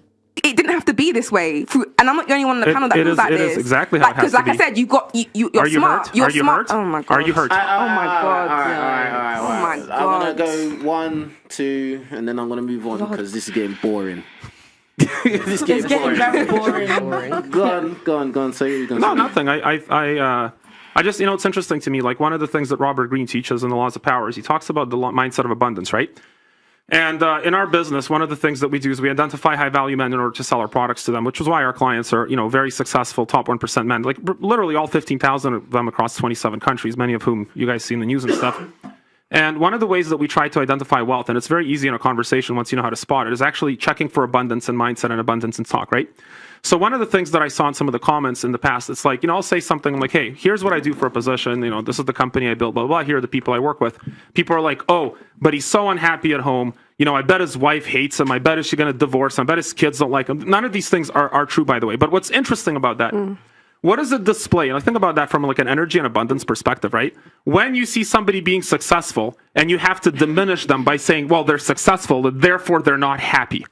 They're diminishing because they don't believe in abundance, because they're scarce. They think if they're more successful than me, it means there's other things they're lacking. And that is the hypocrisy. But he was attacking her over her profession. Like, no matter what he thinks about tarot cards, he went at her because she's into spiritual healing and that.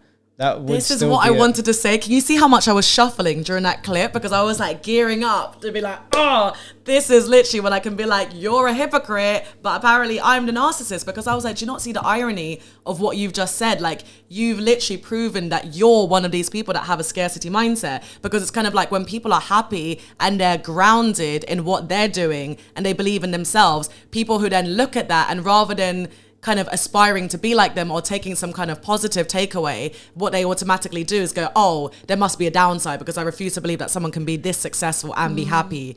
But that's exactly what he's doing, because regardless of whether you think that it's a valid profession, regardless of what you think about her, she's clearly thriving. She's confident. She believes in herself. I mean, she has these businesses. She was willing to even share the actual physical stats of the profit margins that he didn't believe existed. So she's clearly ready to put her receipts and her money where her mouth is. So I'm kind of just like, this is the exact person who is grounded in everything that they believe. They're happy, and you're going out of your way to try to tear them down. That is scarcity mindset, and you've just made this like supposedly profound argument against yourself, and you don't even see the irony. Yeah. I think I was too tired to actually do this at the time, but I was thinking this in my head, like, what? Definition of a scarcity mindset. And I'll tell you the text message I got from my wife right before the show. I texted her and I said, what's going on today? Like, I just like, what's going on? What you doing today? And she texts me back. She's like, just dropped the kids off at school. Gonna do some gardening. I have to cook a little bit because we have a few other kids coming over for a birthday party. And then I have to drive a couple of kids, to hockey practice. And I said, is that how you envisioned it? And she replies, that's exactly how I envisioned it. And that's interesting to me because she's not trying to compete on the male criteria. And she's a very conservative woman. She told me she wants to get married. She wants to have children. She wants to support her husband. And during our 10-year anniversary dinner, one of my favorite things she said is, I said, are you glad you built this life with me?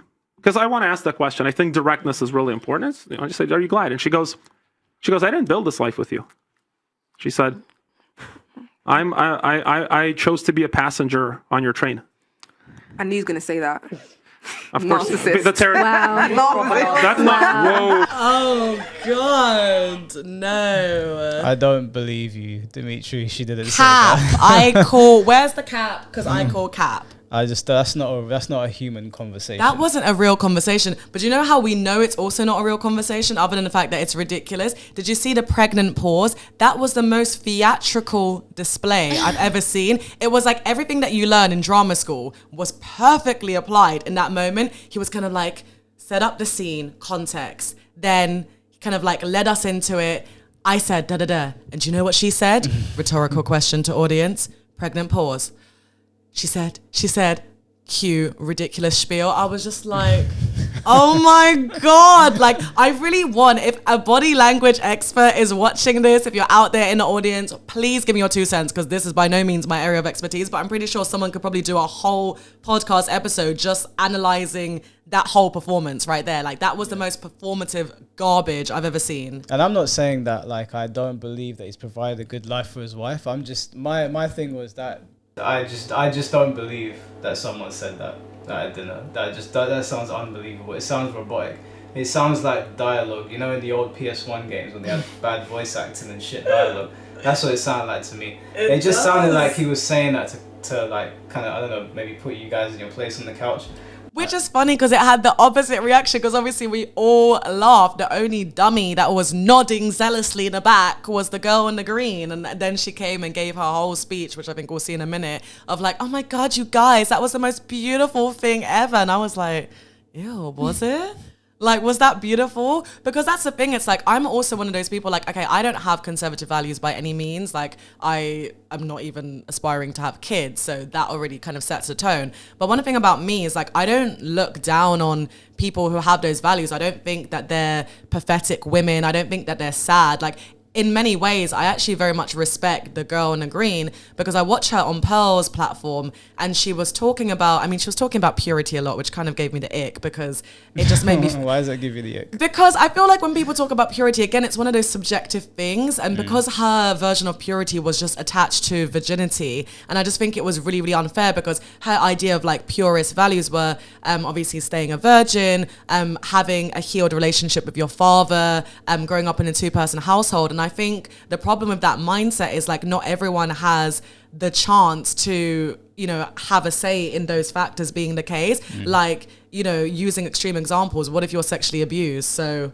you're not pure anymore. That wasn't your choice, you know? And then equally, like, you know, a lot of women, funnily enough, her included, don't have a say in the role that their fathers play in their lives. I mean, when her mum was going on to explain, because I kind of felt bad, like they grilled her mum on like, why did you leave the dad? And she literally said that first he cheated on her, and then she still didn't leave. She gave him an ultimatum, because after finding out that he cheated, she realized that she had no level of financial security, which in his traditional role as provider, he should be providing. But nothing was in her name. Everything was in his name. So now that she's realized he's cheating, she got shook, because she was like, damn, he's not being faithful, and I have nothing to my name. So rather than leaving him, she gave him a set of prerequisites and was like, I need this from you, and then we can make it work. And then she actually explained that the relationship became physically abusive, and then that's when she had to leave. And her daughter really just sat there off the back of knowing this and saying, I'm so glad I healed my relationship with my father, and we're like best friends now. And there was kind of a level of judgment that, you know, she grew up without knowing her father. And I was just thinking, so by those values, do we expect women to stay in abusive relationships, to have no financial security, to accept infidelity? So that's my issue. Is like the mum? No, the girl. I have no idea. She's in her early 20s. Yeah, she seemed, yeah, she didn't strike me as like a bad person. Maybe she doesn't understand a couple of things. But she's the one that lost 300 pounds or something, right? Yeah. Yeah, she seemed like a nice girl. Obviously, she had a completely opposite views to you guys. And I think that she came on there trying to impress who maybe she perceived to be the person that might be able to get something from. Because Dimitri might, you know, he's rich or whatever, or like she was maybe trying to get in King Richard's good books, but she didn't strike me as like a bad person. Or I mean, even I don't think mum. she was even trying to impress the men, to be honest, because she's engaged to be married and saving herself for marriage. So I think she's got her whole setup going. She's got this business with her mum. So I think she's kind of good. But like I said, I think those are just genuinely her values. And in a way, I respect her, because I think in this world that's become so like hypersexualized, it's actually a kind of alternative way of thinking to actually go back to more purist values and actually, you know, appreciate things like waiting for marriage and like, you know, treating your body as a temple. So that's what I'm saying. Even as someone who doesn't subscribe to those values, I'm all about sexual liberation, by the way, guys, you know, not a virgin here. But I'm just saying, it's like, I can appreciate someone who has that mindset. I still think it's very noble because she knows who she is. She's not compromising. She's not allowing social media and any form of social pressure to impinge upon her views. So that's another thing that I thought was just like ridiculous about the whole experience. They try to distill your opinions down and down and down until it's just one thing. They don't believe in nuance. Like, you can be someone like me and not want the traditional things of like, you know, family life and kids, but you can still respect someone who has these kinds of values and still think that these are noble virtues. They're not mutually exclusive, you know, but it's almost like she came with that war mindset of like, we're enemies because you don't want kids and I think she said I was lost at one point. She was like, oh, all this social media pressure. Bear in mind that I'm a millennial. I grew up without social media, so social media did not pressure me to not want to have kids, for the record. I think, just to be fair to her though, she is very young, you know, and her mum was there as well, her, you know, and her, maybe she was told to not be too contentious on the podcast or like push back on things, or maybe she just assessed the environment and took sides with who she thought would be better suited for her. I didn't get like because Dimitri, I got like a almost malicious vibe from him, like the way he was behaving, like he came there with the intention to belittle you guys. I didn't get that from her. She seemed like quite a sweet girl. Definitely it's certain malicious intents, but there was a lot that happened behind the scenes. I was obviously late, so this was just something that the girls informed me of, but they were discussing at the beginning the fact that, you know, we weren't told we were going to be on King Richard's platform and yada yada. So they were discussing this in the elevator and they were like, oh, I didn't agree to this. I thought it was going to be on Pearls. So there must have been some kind of discussion about it that was happening, not to King Richard's knowledge. And then she actually brought it up during the live and was like, see, when they were talking about women who don't want to accept authority from men, she then brought that example as proof that, you know, they don't want to take authority from men. That's why they didn't want to be on King Richard's podcast. So she completely missed the part where it's like, actually, no, we were blindsided and we were expecting to be on one platform and we were on other. It wouldn't matter if Rich was a male or a female. It was the fact that we were ambushed. So she completely missed the point, and I feel like there was no need for her to bring that up because that was something that happened prior to filming in the private space, and she brought it into the discussion, I think, with malicious intent. So don't sleep on these young ones. Wow. You perceive that as being... Oh my... Wow. Just everything. I'm reading everything you're saying right now. I knew you was going to try and You can read? I'm shocked you can read. I knew you was going to try and do this. Obviously, you want to portray your... everything about you is happy. Yeah, 100. I knew he was going to do this. It's fine. Do so have your time. It's fine. What he just said was so beautiful. Do you know how many men and women are divorced nowadays? Like 10-year relationships are almost unheard of now. Like, that was so beautiful. That gives me hope for women and men in this world. And if I could, Rich, is like, for me, like, you know, one of the things I tell young guys, they say, Dimitri, you know, should I not get married because, you know, I see this couch situation and I see a lot of things that I can potentially hurt me. I say, no, you should definitely get married. You should build yourself as a man where you can choose a woman whose character you believe in, and then you should raise strong sons. Our society, that's the problem right now, is that our society is killing boys. Our society is telling boys it's not okay to be masculine. It's not okay to be driven. It's not okay to have conservative values. It's not okay to be valiant in the pursuit. It's not okay to be in control of your own podcast and tell people to get out if they don't apply by the rules or they don't play by the rules. I can't tell them to get out. I should just let them run riot and do whatever they want. Because I just got to worry about how she feels about the way I'm saying it. I might not be saying anything wrong, but it's the tone. No, bruv. The world doesn't run or revolve on feelings. See, that's ridiculous. Obviously, the world does actually revolve around feelings. I mean, that is how a lot of like proxy wars start. The guys start chatting shit to each other, and then before you know it, you've got guerrilla warfare going on, and then it turns into full-blown war. And even like down to guys on the streets, like we were talking earlier. If they understood how to communicate with people more effectively, you wouldn't have all these roadmen, these hood rats behaving the way they do, because there'd be some level of respect there. But also, it's the basic principle that underpins economics. It's kind of just like people buy from people who they like. Like, you know, we all, if anyone who's worked in a sales role will be a testament to that. It's like, you know, there's only so much product knowledge or business acumen that you can apply. At the end of the day, it's you and your persona that sells. That's why when it comes to like, you know, signing contracts and a lot of business relations, there's a lot of schmoozing. We go to Soho House, we, you know, build rapport with the clients. Like, there's a lot that feelings have to do with, even like the most economic situations. So this is just I think when they say feeling, they always equate it to like something you're more likely to see in women. So for example, with guys, like when guys get in their feelings, they tend to exhibit high levels of aggression, right? Right, like I'm gonna spar you. Yeah, like physical violence kicks off. That's why we advise men to like be stoic, don't go down that road, because it normally ends in chaos. And with women, I guess you tend to see, like on these podcasts anyway, when they get really upset, you might see them crying or storming off or whatever. And I think whenever people say emotions or get in your feelings, they always think it's just crying and getting upset. They don't consider the fact that guys get in their feelings a lot. And that's how we have a lot of dead teenagers around these areas. And we have a lot of people that just, they can't control themselves and they get into massive fights. It even happens on a political level. I find it weird when guys say that, like, guys don't get in their feelings and it's always women and we should consider their feelings. Because most guys that I know do get in their feelings quite a lot. It's just the way it comes out in violence. It normally ends in violence, and with women, and very often it ends in tears eventually, because there's only so much that all of that pent up like aggression will get you, and eventually you have to release it and have that catharsis moment. And you know, a lot of guys will cry in silence or in private, but they'll do it eventually. So crying is also not like a female phenomenon, which I think people like King Richards think it's just like a female thing, like feelings in general. Do you know what I think one of the problems is that I think that they're getting two things mixed up, because I agree with a lot of these podcasts where they say men's issues don't get spoken about enough and there's not enough spaces for men to express themselves the way they want to. Because a lot of the time I see women saying that, oh, you know, we need to give men the opportunity to express themselves so they can get their feelings across. But a lot of these women don't understand that the avenues they're giving men to express themselves, to be men, don't work for us. So where women are saying, we want you to open up and get more in touch with your feminine side, a lot of the guys that I know, that does not work. If you're just going to push them further into their, like, if you want to use, I don't like using this phrase, but you're toxic masculinity. I knew you were going to say that. I don't like using that phrase because I think it's a lot of nonsense. But I think a lot of the time women don't understand that, we do need men's issues to be spoken about more. We do need to speak about the high suicide rates amongst men and depression.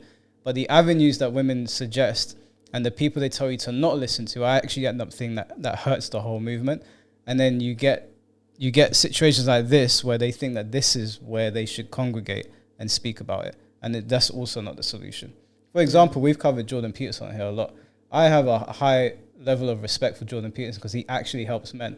And I really don't like it when women speak badly of him, because he actually stops men from going down a dark road. He actually prescribes solid information and solid countermeasures to like falling into like the black pill or whatever.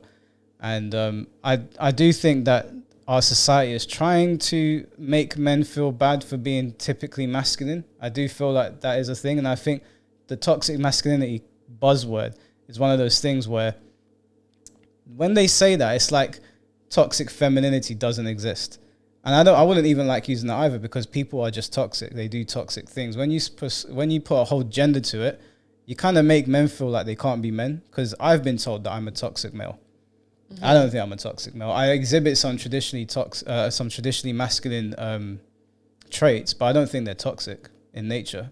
I don't think they're toxic at all. I mean, what are you laughing at? No, certain things might be considered toxic. But I think toxic is, again, going back to my world of subjectivities, like one person's toxic is not going to be another person's toxic. So what you were just saying about, like, you know, certain traits you might exhibit, you don't think that they're toxic. They might not be toxic to you because that is normal to you, but they might be toxic to someone else. And when applied into like a group situation, like a relationship, they might be toxic. But why do you think that you don't hear the word toxic or the phrase toxic femininity? I actually do hear that word. Do you hear it? Toxic femininity has been used a lot. The difference is masculinity. Yeah, but it's a new neologism. So that's the main reason why, like, toxic masculinity was theorized first, and it's been in practice more, and it's something that has now in practice more. No, it's been practiced more as like a usage. It's entered people's vocabulary. So now toxic femininity is only just being brought up because of like what you're saying. Because yeah, I agree. I think everyone is capable of being toxic.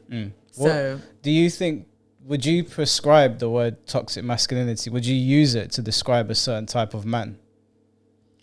I mean, I try to go away from using any terms that generalize. That's the same reason that I don't use like boss bitch, really, because I just feel like now when we create these categories, the problem with when you create a category is you have to create a criteria to define said category. And the minute you start pinning down tangibles of like this is this, then you're leaving no room for outliers, you're leaving no room for exceptions, and you're kind of just homogenizing people.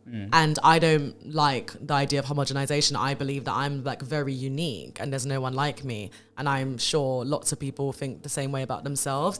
So yeah, I try to steer away from like umbrella categories, but I think that the kind of precedent behind toxic masculinity, I think like a lot of the points are valid, but I don't think it needs to be theorized as like a set thing. And I think also not all men are toxic males just because of the fact that they're male and they might behave in a toxic way sometimes. That makes sense. No, that's fair. That's fair. Bruv, there's a thing called mathematics, physics, logic. There's a lot of things that come into play. So like, I just feel like this. Like, if I'm not being disrespectful, don't tell me about my tone of voice. Yeah. Can I just respectfully say I don't even disagree with a lot of Dimitri's saying. Philosophically, I'm on board. I definitely like agree. However, it doesn't change the fact that he has this repulsive personality, and we are just responding to that. I'm not even hurt. That's it. I agree. I would love for this world to be... I'm so glad you find me repulsive. That actually gives me hope, because what I don't want is, earlier today we're hanging out with Pearl and Can we just finish our sentence without you constantly interrupting? You're like the biggest interrupter on biggest on Earth, all of Earth. Every man on Earth and woman darling, too. You are so hilarious. See, all of this back and forth, where is the moderation? This is exactly the point that I made at the end. Like, who even wants to watch this? Who enjoys watching this? Like, I wonder how much value even his paying subscribers are deriving from this kind of petty, childish back and forth. Because if they really believe in high-value men, is this their definition of a high-value man? Is this how a high-value male behaves? Because I'm pretty sure if he wasn't his own boss, if he didn't have his own company, if you were an employee and you were behaving like this, like, you would be fired. Oh, like, 100%. It's just obviously she was saying that he's the biggest interrupter on the podcast, and he said in the world, and I was like, come on, Dimitri, you're not in year 5, bro. He's so childish. That was so dumb. For someone that is supposed to be well educated and high value, that was an extremely And this is dumb. what I mean. It's kind of just like, that's why you can't just attribute it to like, material things, because he might have career success and he might have a certain level of wealth, but really and truly, he's a very basic human being. He's very average. Well, personality-wise, I would say, exactly. He's very childish. Because he's not able to compose himself. He doesn't understand decorum. Like, even the fact that, like, okay, he might not respect us and that's his prerogative, but even the fact that, King Richards is someone that you literally say at the end of this podcast that you respect, if you did actually have basic respect for him, then you wouldn't disgrace his platform with such childishness. Yeah. You would actually conduct yourself as the businessman that you claim to be, because you also came on here to recruit disenfranchised men for your little cult.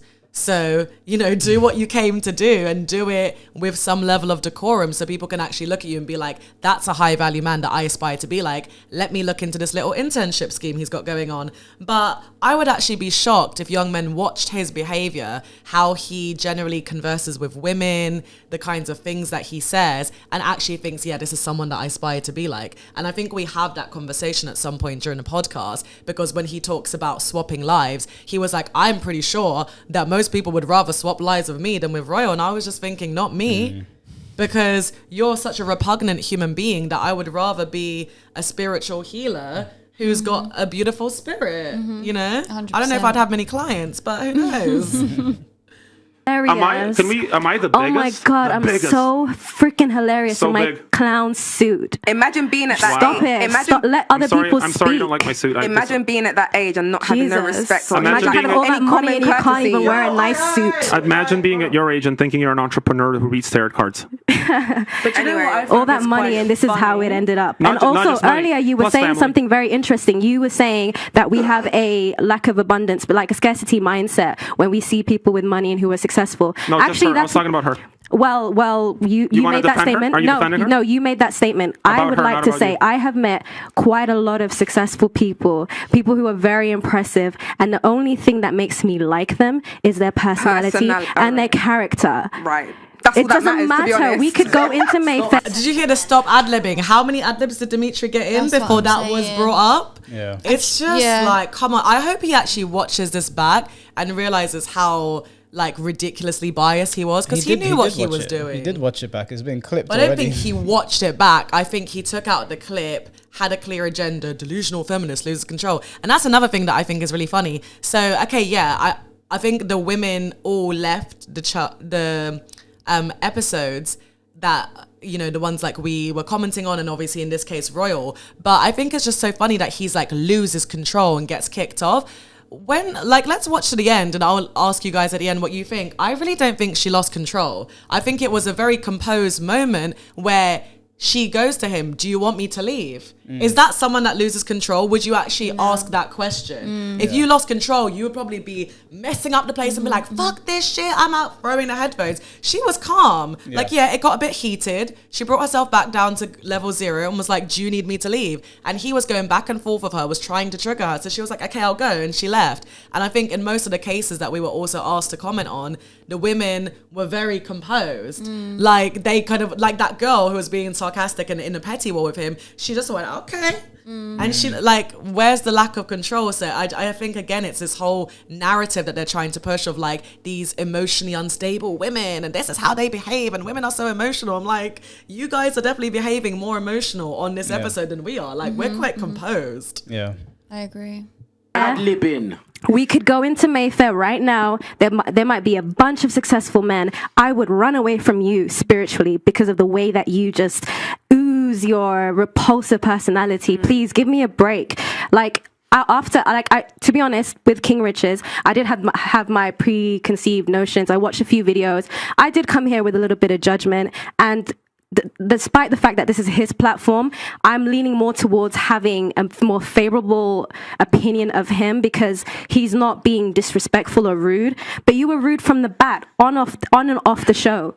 I just want to point out that before the show started, they were sitting on the couch and they're like, that guy's got a Joker suit. Look at that stupid suit. Ha ha ha. Nobody said that. 100% you said that about yourself. To clarify for the record, no one said his suit was stupid. We said you look like the Joker. And he goes, you think it's funny? You're laughing at my stupid suit? Yeah, I'm wearing a stupid suit because da-da-da. And then he was almost like mockingly self-deprecating. So that's the context of what she says after. She says, actually, you were self-deprecating. So that says a lot more about you. Nobody said his suit was stupid because it's not a stupid suit, but you look like Joker. That's just a fact. I don't even know why he'd get upset about that. I thought he looked cool. Like, I thought his suit looked pretty cool because he looks like the Joker. Right. That's not an insult. DC fans everywhere are going to be idolizing you, but apparently it's an insult. Maybe he thinks it's an element of people not taking him serious. It's the colours, right? I mean? The Joker wears purple, so that's and what we with the equate green accent, come on, dude. Like, and I think also the dishevelled hair. Yeah, it's definitely giving like asylum escapee. Well, he does. He is dressed like, I don't know if you ever watched the TV show Gotham.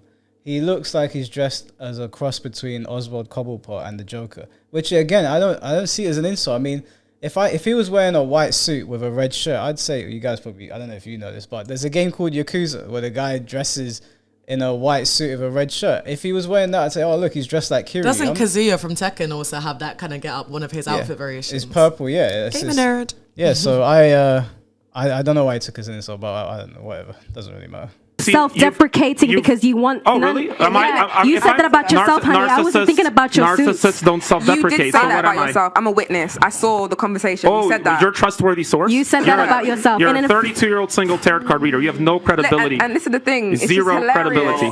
Zero. Hilarious. See, that is an attack. Why? That's what I'm saying. Where is the moderation? Like, you know, you can't even say I feel sorry for your wife, but 32-year-old single tarot card reader, you have no credibility, you're dressed like a whore. Like, all of these things have just been allowed to slide. Like, it's wild. And his ad-libs. Yeah, non-stop ad-libs. At this point, I feel like he probably has a better, like, you know, career as a hype man. He should just get on the back of Tion Wayne's new track and be like, yeah. Alright, calm down. All right, I'm enjoying this. Everyone, you're not a respectable man. You're not a... Oh, sorry. What's funny? Because we can just end it now. What's funny? Everything's funny. Oh, everything's funny. Yeah. Sure. Yeah. Do you want to leave? If you want me to. Yeah. Go on. Okay. See, where is the loss of control, guys? Yeah, like, I'm a bit confused. He got in his feelings again. This is just like the Autumn thing where she asked, "Can you repeat the question?" sarcastically, and he got in his feelings and decided to move on. The same thing again because he was like obviously very pressed at this point, like it's getting out of control. She went lol, and we all laughed, and he was like, "What's funny?" It was very obvious what's funny. Dimitri's laughable as a human being. That's what's funny. Like that's clear to anyone in the room. To be fair. They haven't said she loses control. They said that she loses control. Yes, we love a good typo. Because apparently women, lack education, but, you can't even spell or discern the difference. But, yeah, I just think she was like, you see what I mean? It's kind of just like she didn't really lose control. Like, the situation got heated. We brought it back down. We ended on laughter. It was kind of just like, you know what? All the attacks that she got from Dimitri, she was just like, lol, that was all she had to say about it. And then when he was like, do you want to leave? And she goes, do you want me to? And then he said, yeah. Because he was pressed. So I'm kind of just like, but again, clickbait. So this comes back to like what you were saying about he's very strategic with how he positions his content. Because even a whole like kicked off, like you're imagining it's going to be a whole thing where he's like dragging her against her will. Like she went voluntarily. It's because, it's like I say all the time, all of these podcasts are pale imitations of Fresh and Fit. Fresh and Fit have been doing that since, whenever they came out 2-3 years ago. And like, although me and Sabi don't agree with a lot of the things they say on there, their show's genuinely entertaining and you genuinely get good discussion on there. Not all the time. Sometimes it is just a shit show and there's chaos everywhere.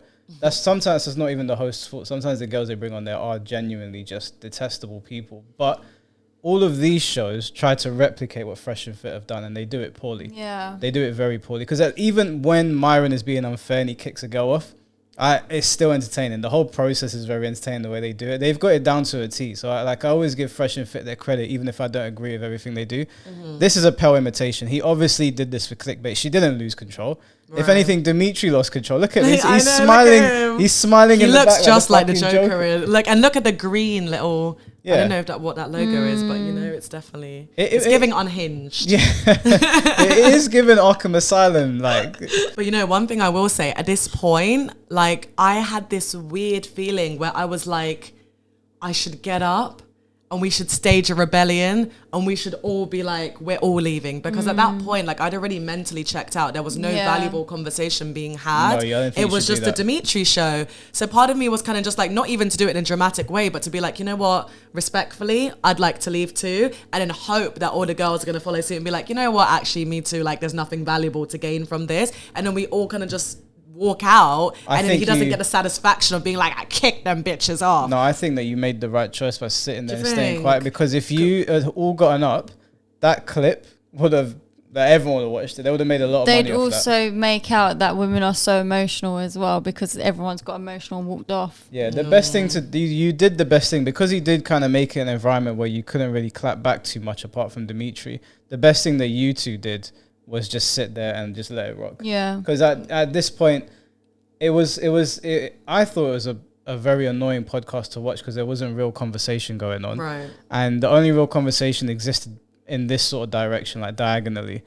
And I think he hurt the quality of his content. So I think you guys did the best thing. You hurt the quality of the content, but you did it for the right reasons. Yeah. And getting up and walking off, you would have just given him another clip. And that probably would have gotten 100,000 views.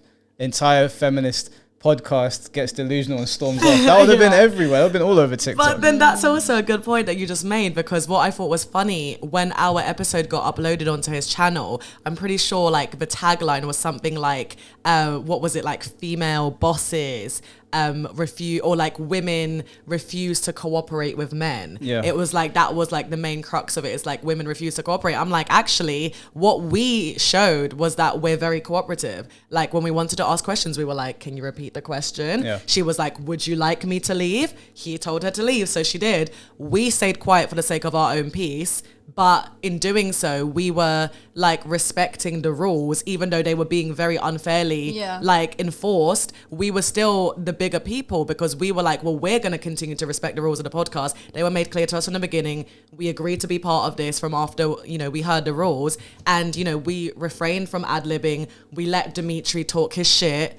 And like, you know, we weren't trying to interrupt him and all of that. So I'm kind of just like, where's the lack of cooperation? Yeah. Because clearly we have no problem with authority because you told us this is how I run this shit show of a platform. And we said, okay, bet.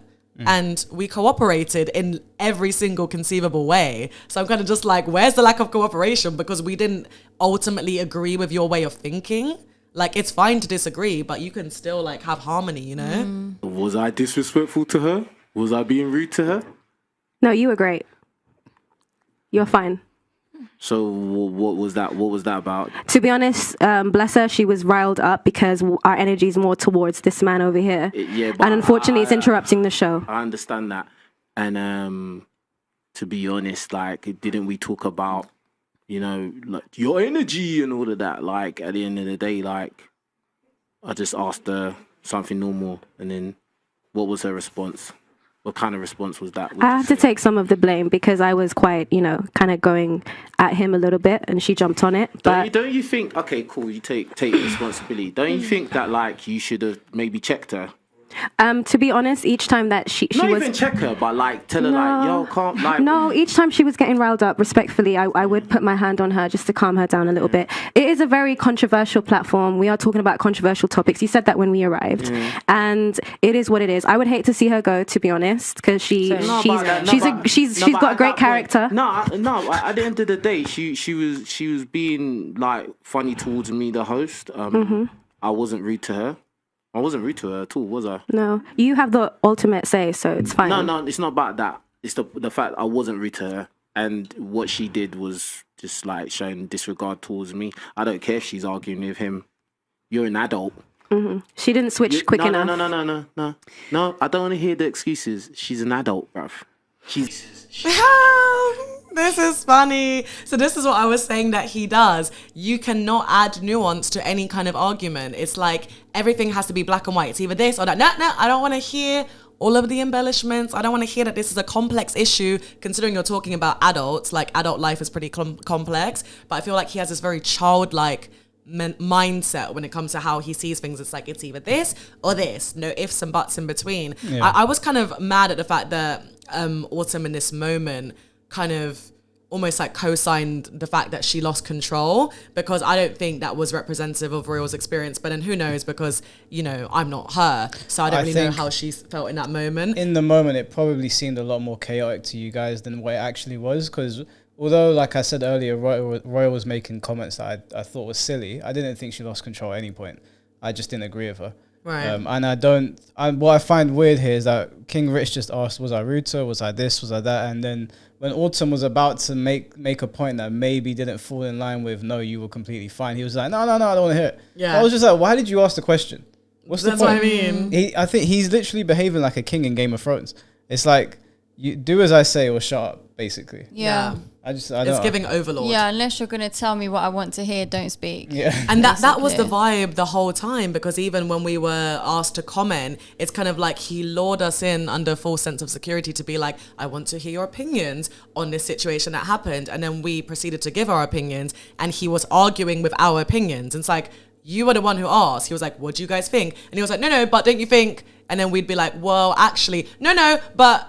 And then after so many no-nos, you just eventually go, okay, yeah, you're right. You weren't disrespectful. Yeah. Happy now? Yeah. And then he's ready to move on. So it's kind of just like, you're not actually trying to get an authentic opinion. You're just trying to have someone echo what you already think, you know? An adult, remember? She's been doing this since she was 17, bruv. So why is it difficult to understand that if you're arguing with one person, that doesn't mean take it out on somebody else who is not being rude to you?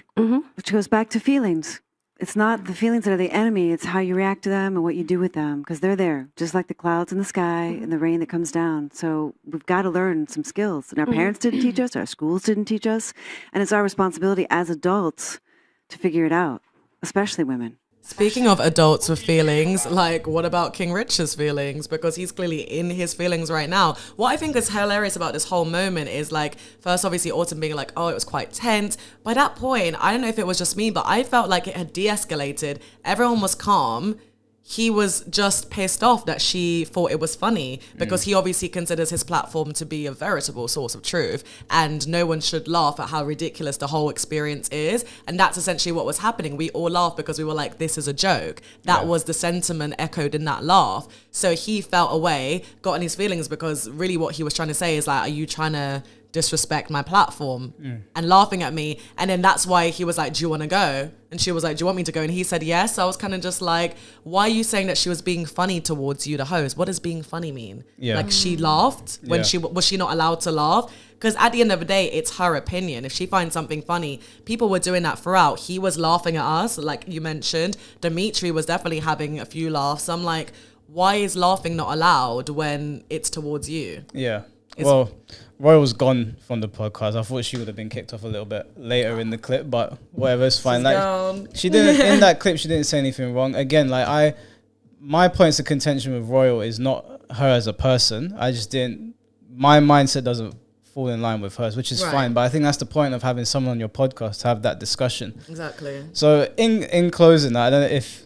Me personally, I've already said what I think about King Richards and Dimitri. I don't hate either of them. I don't have anything against them. I don't think King Richards is a good podcast host. I think he does things on purpose. I think he doesn't take accountability for his behavior.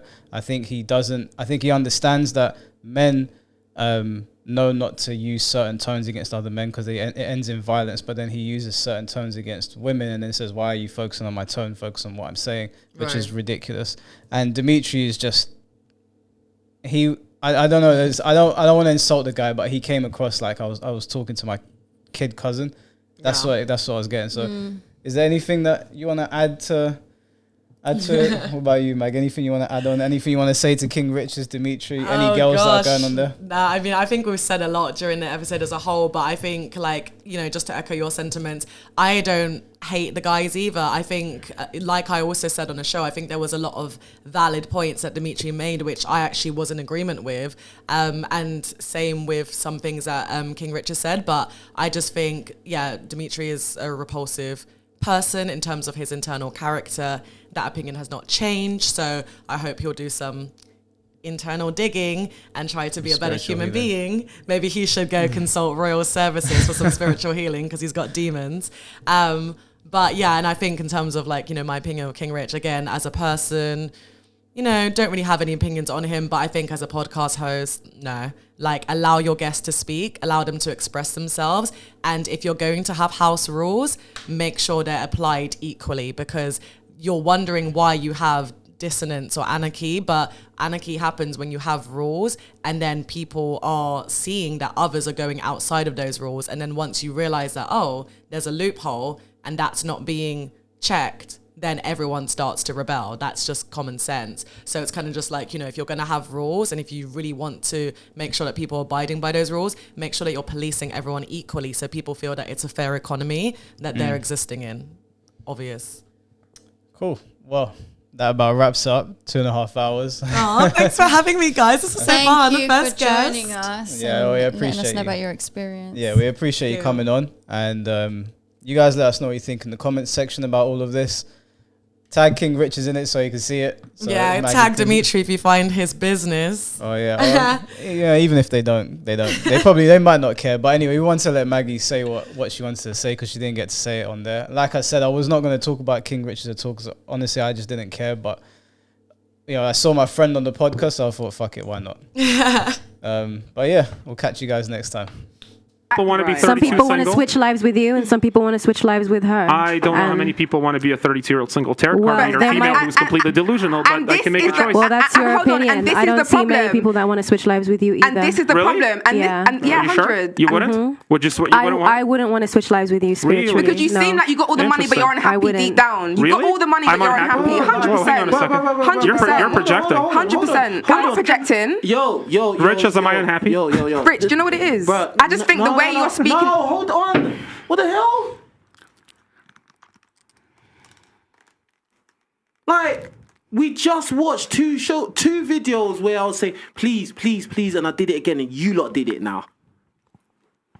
Wow, and I guess I'm violating right now. Can I just end on one thing? No, you can't, because I'm speaking. What is wrong with you lot, bruv? You lot can't help it.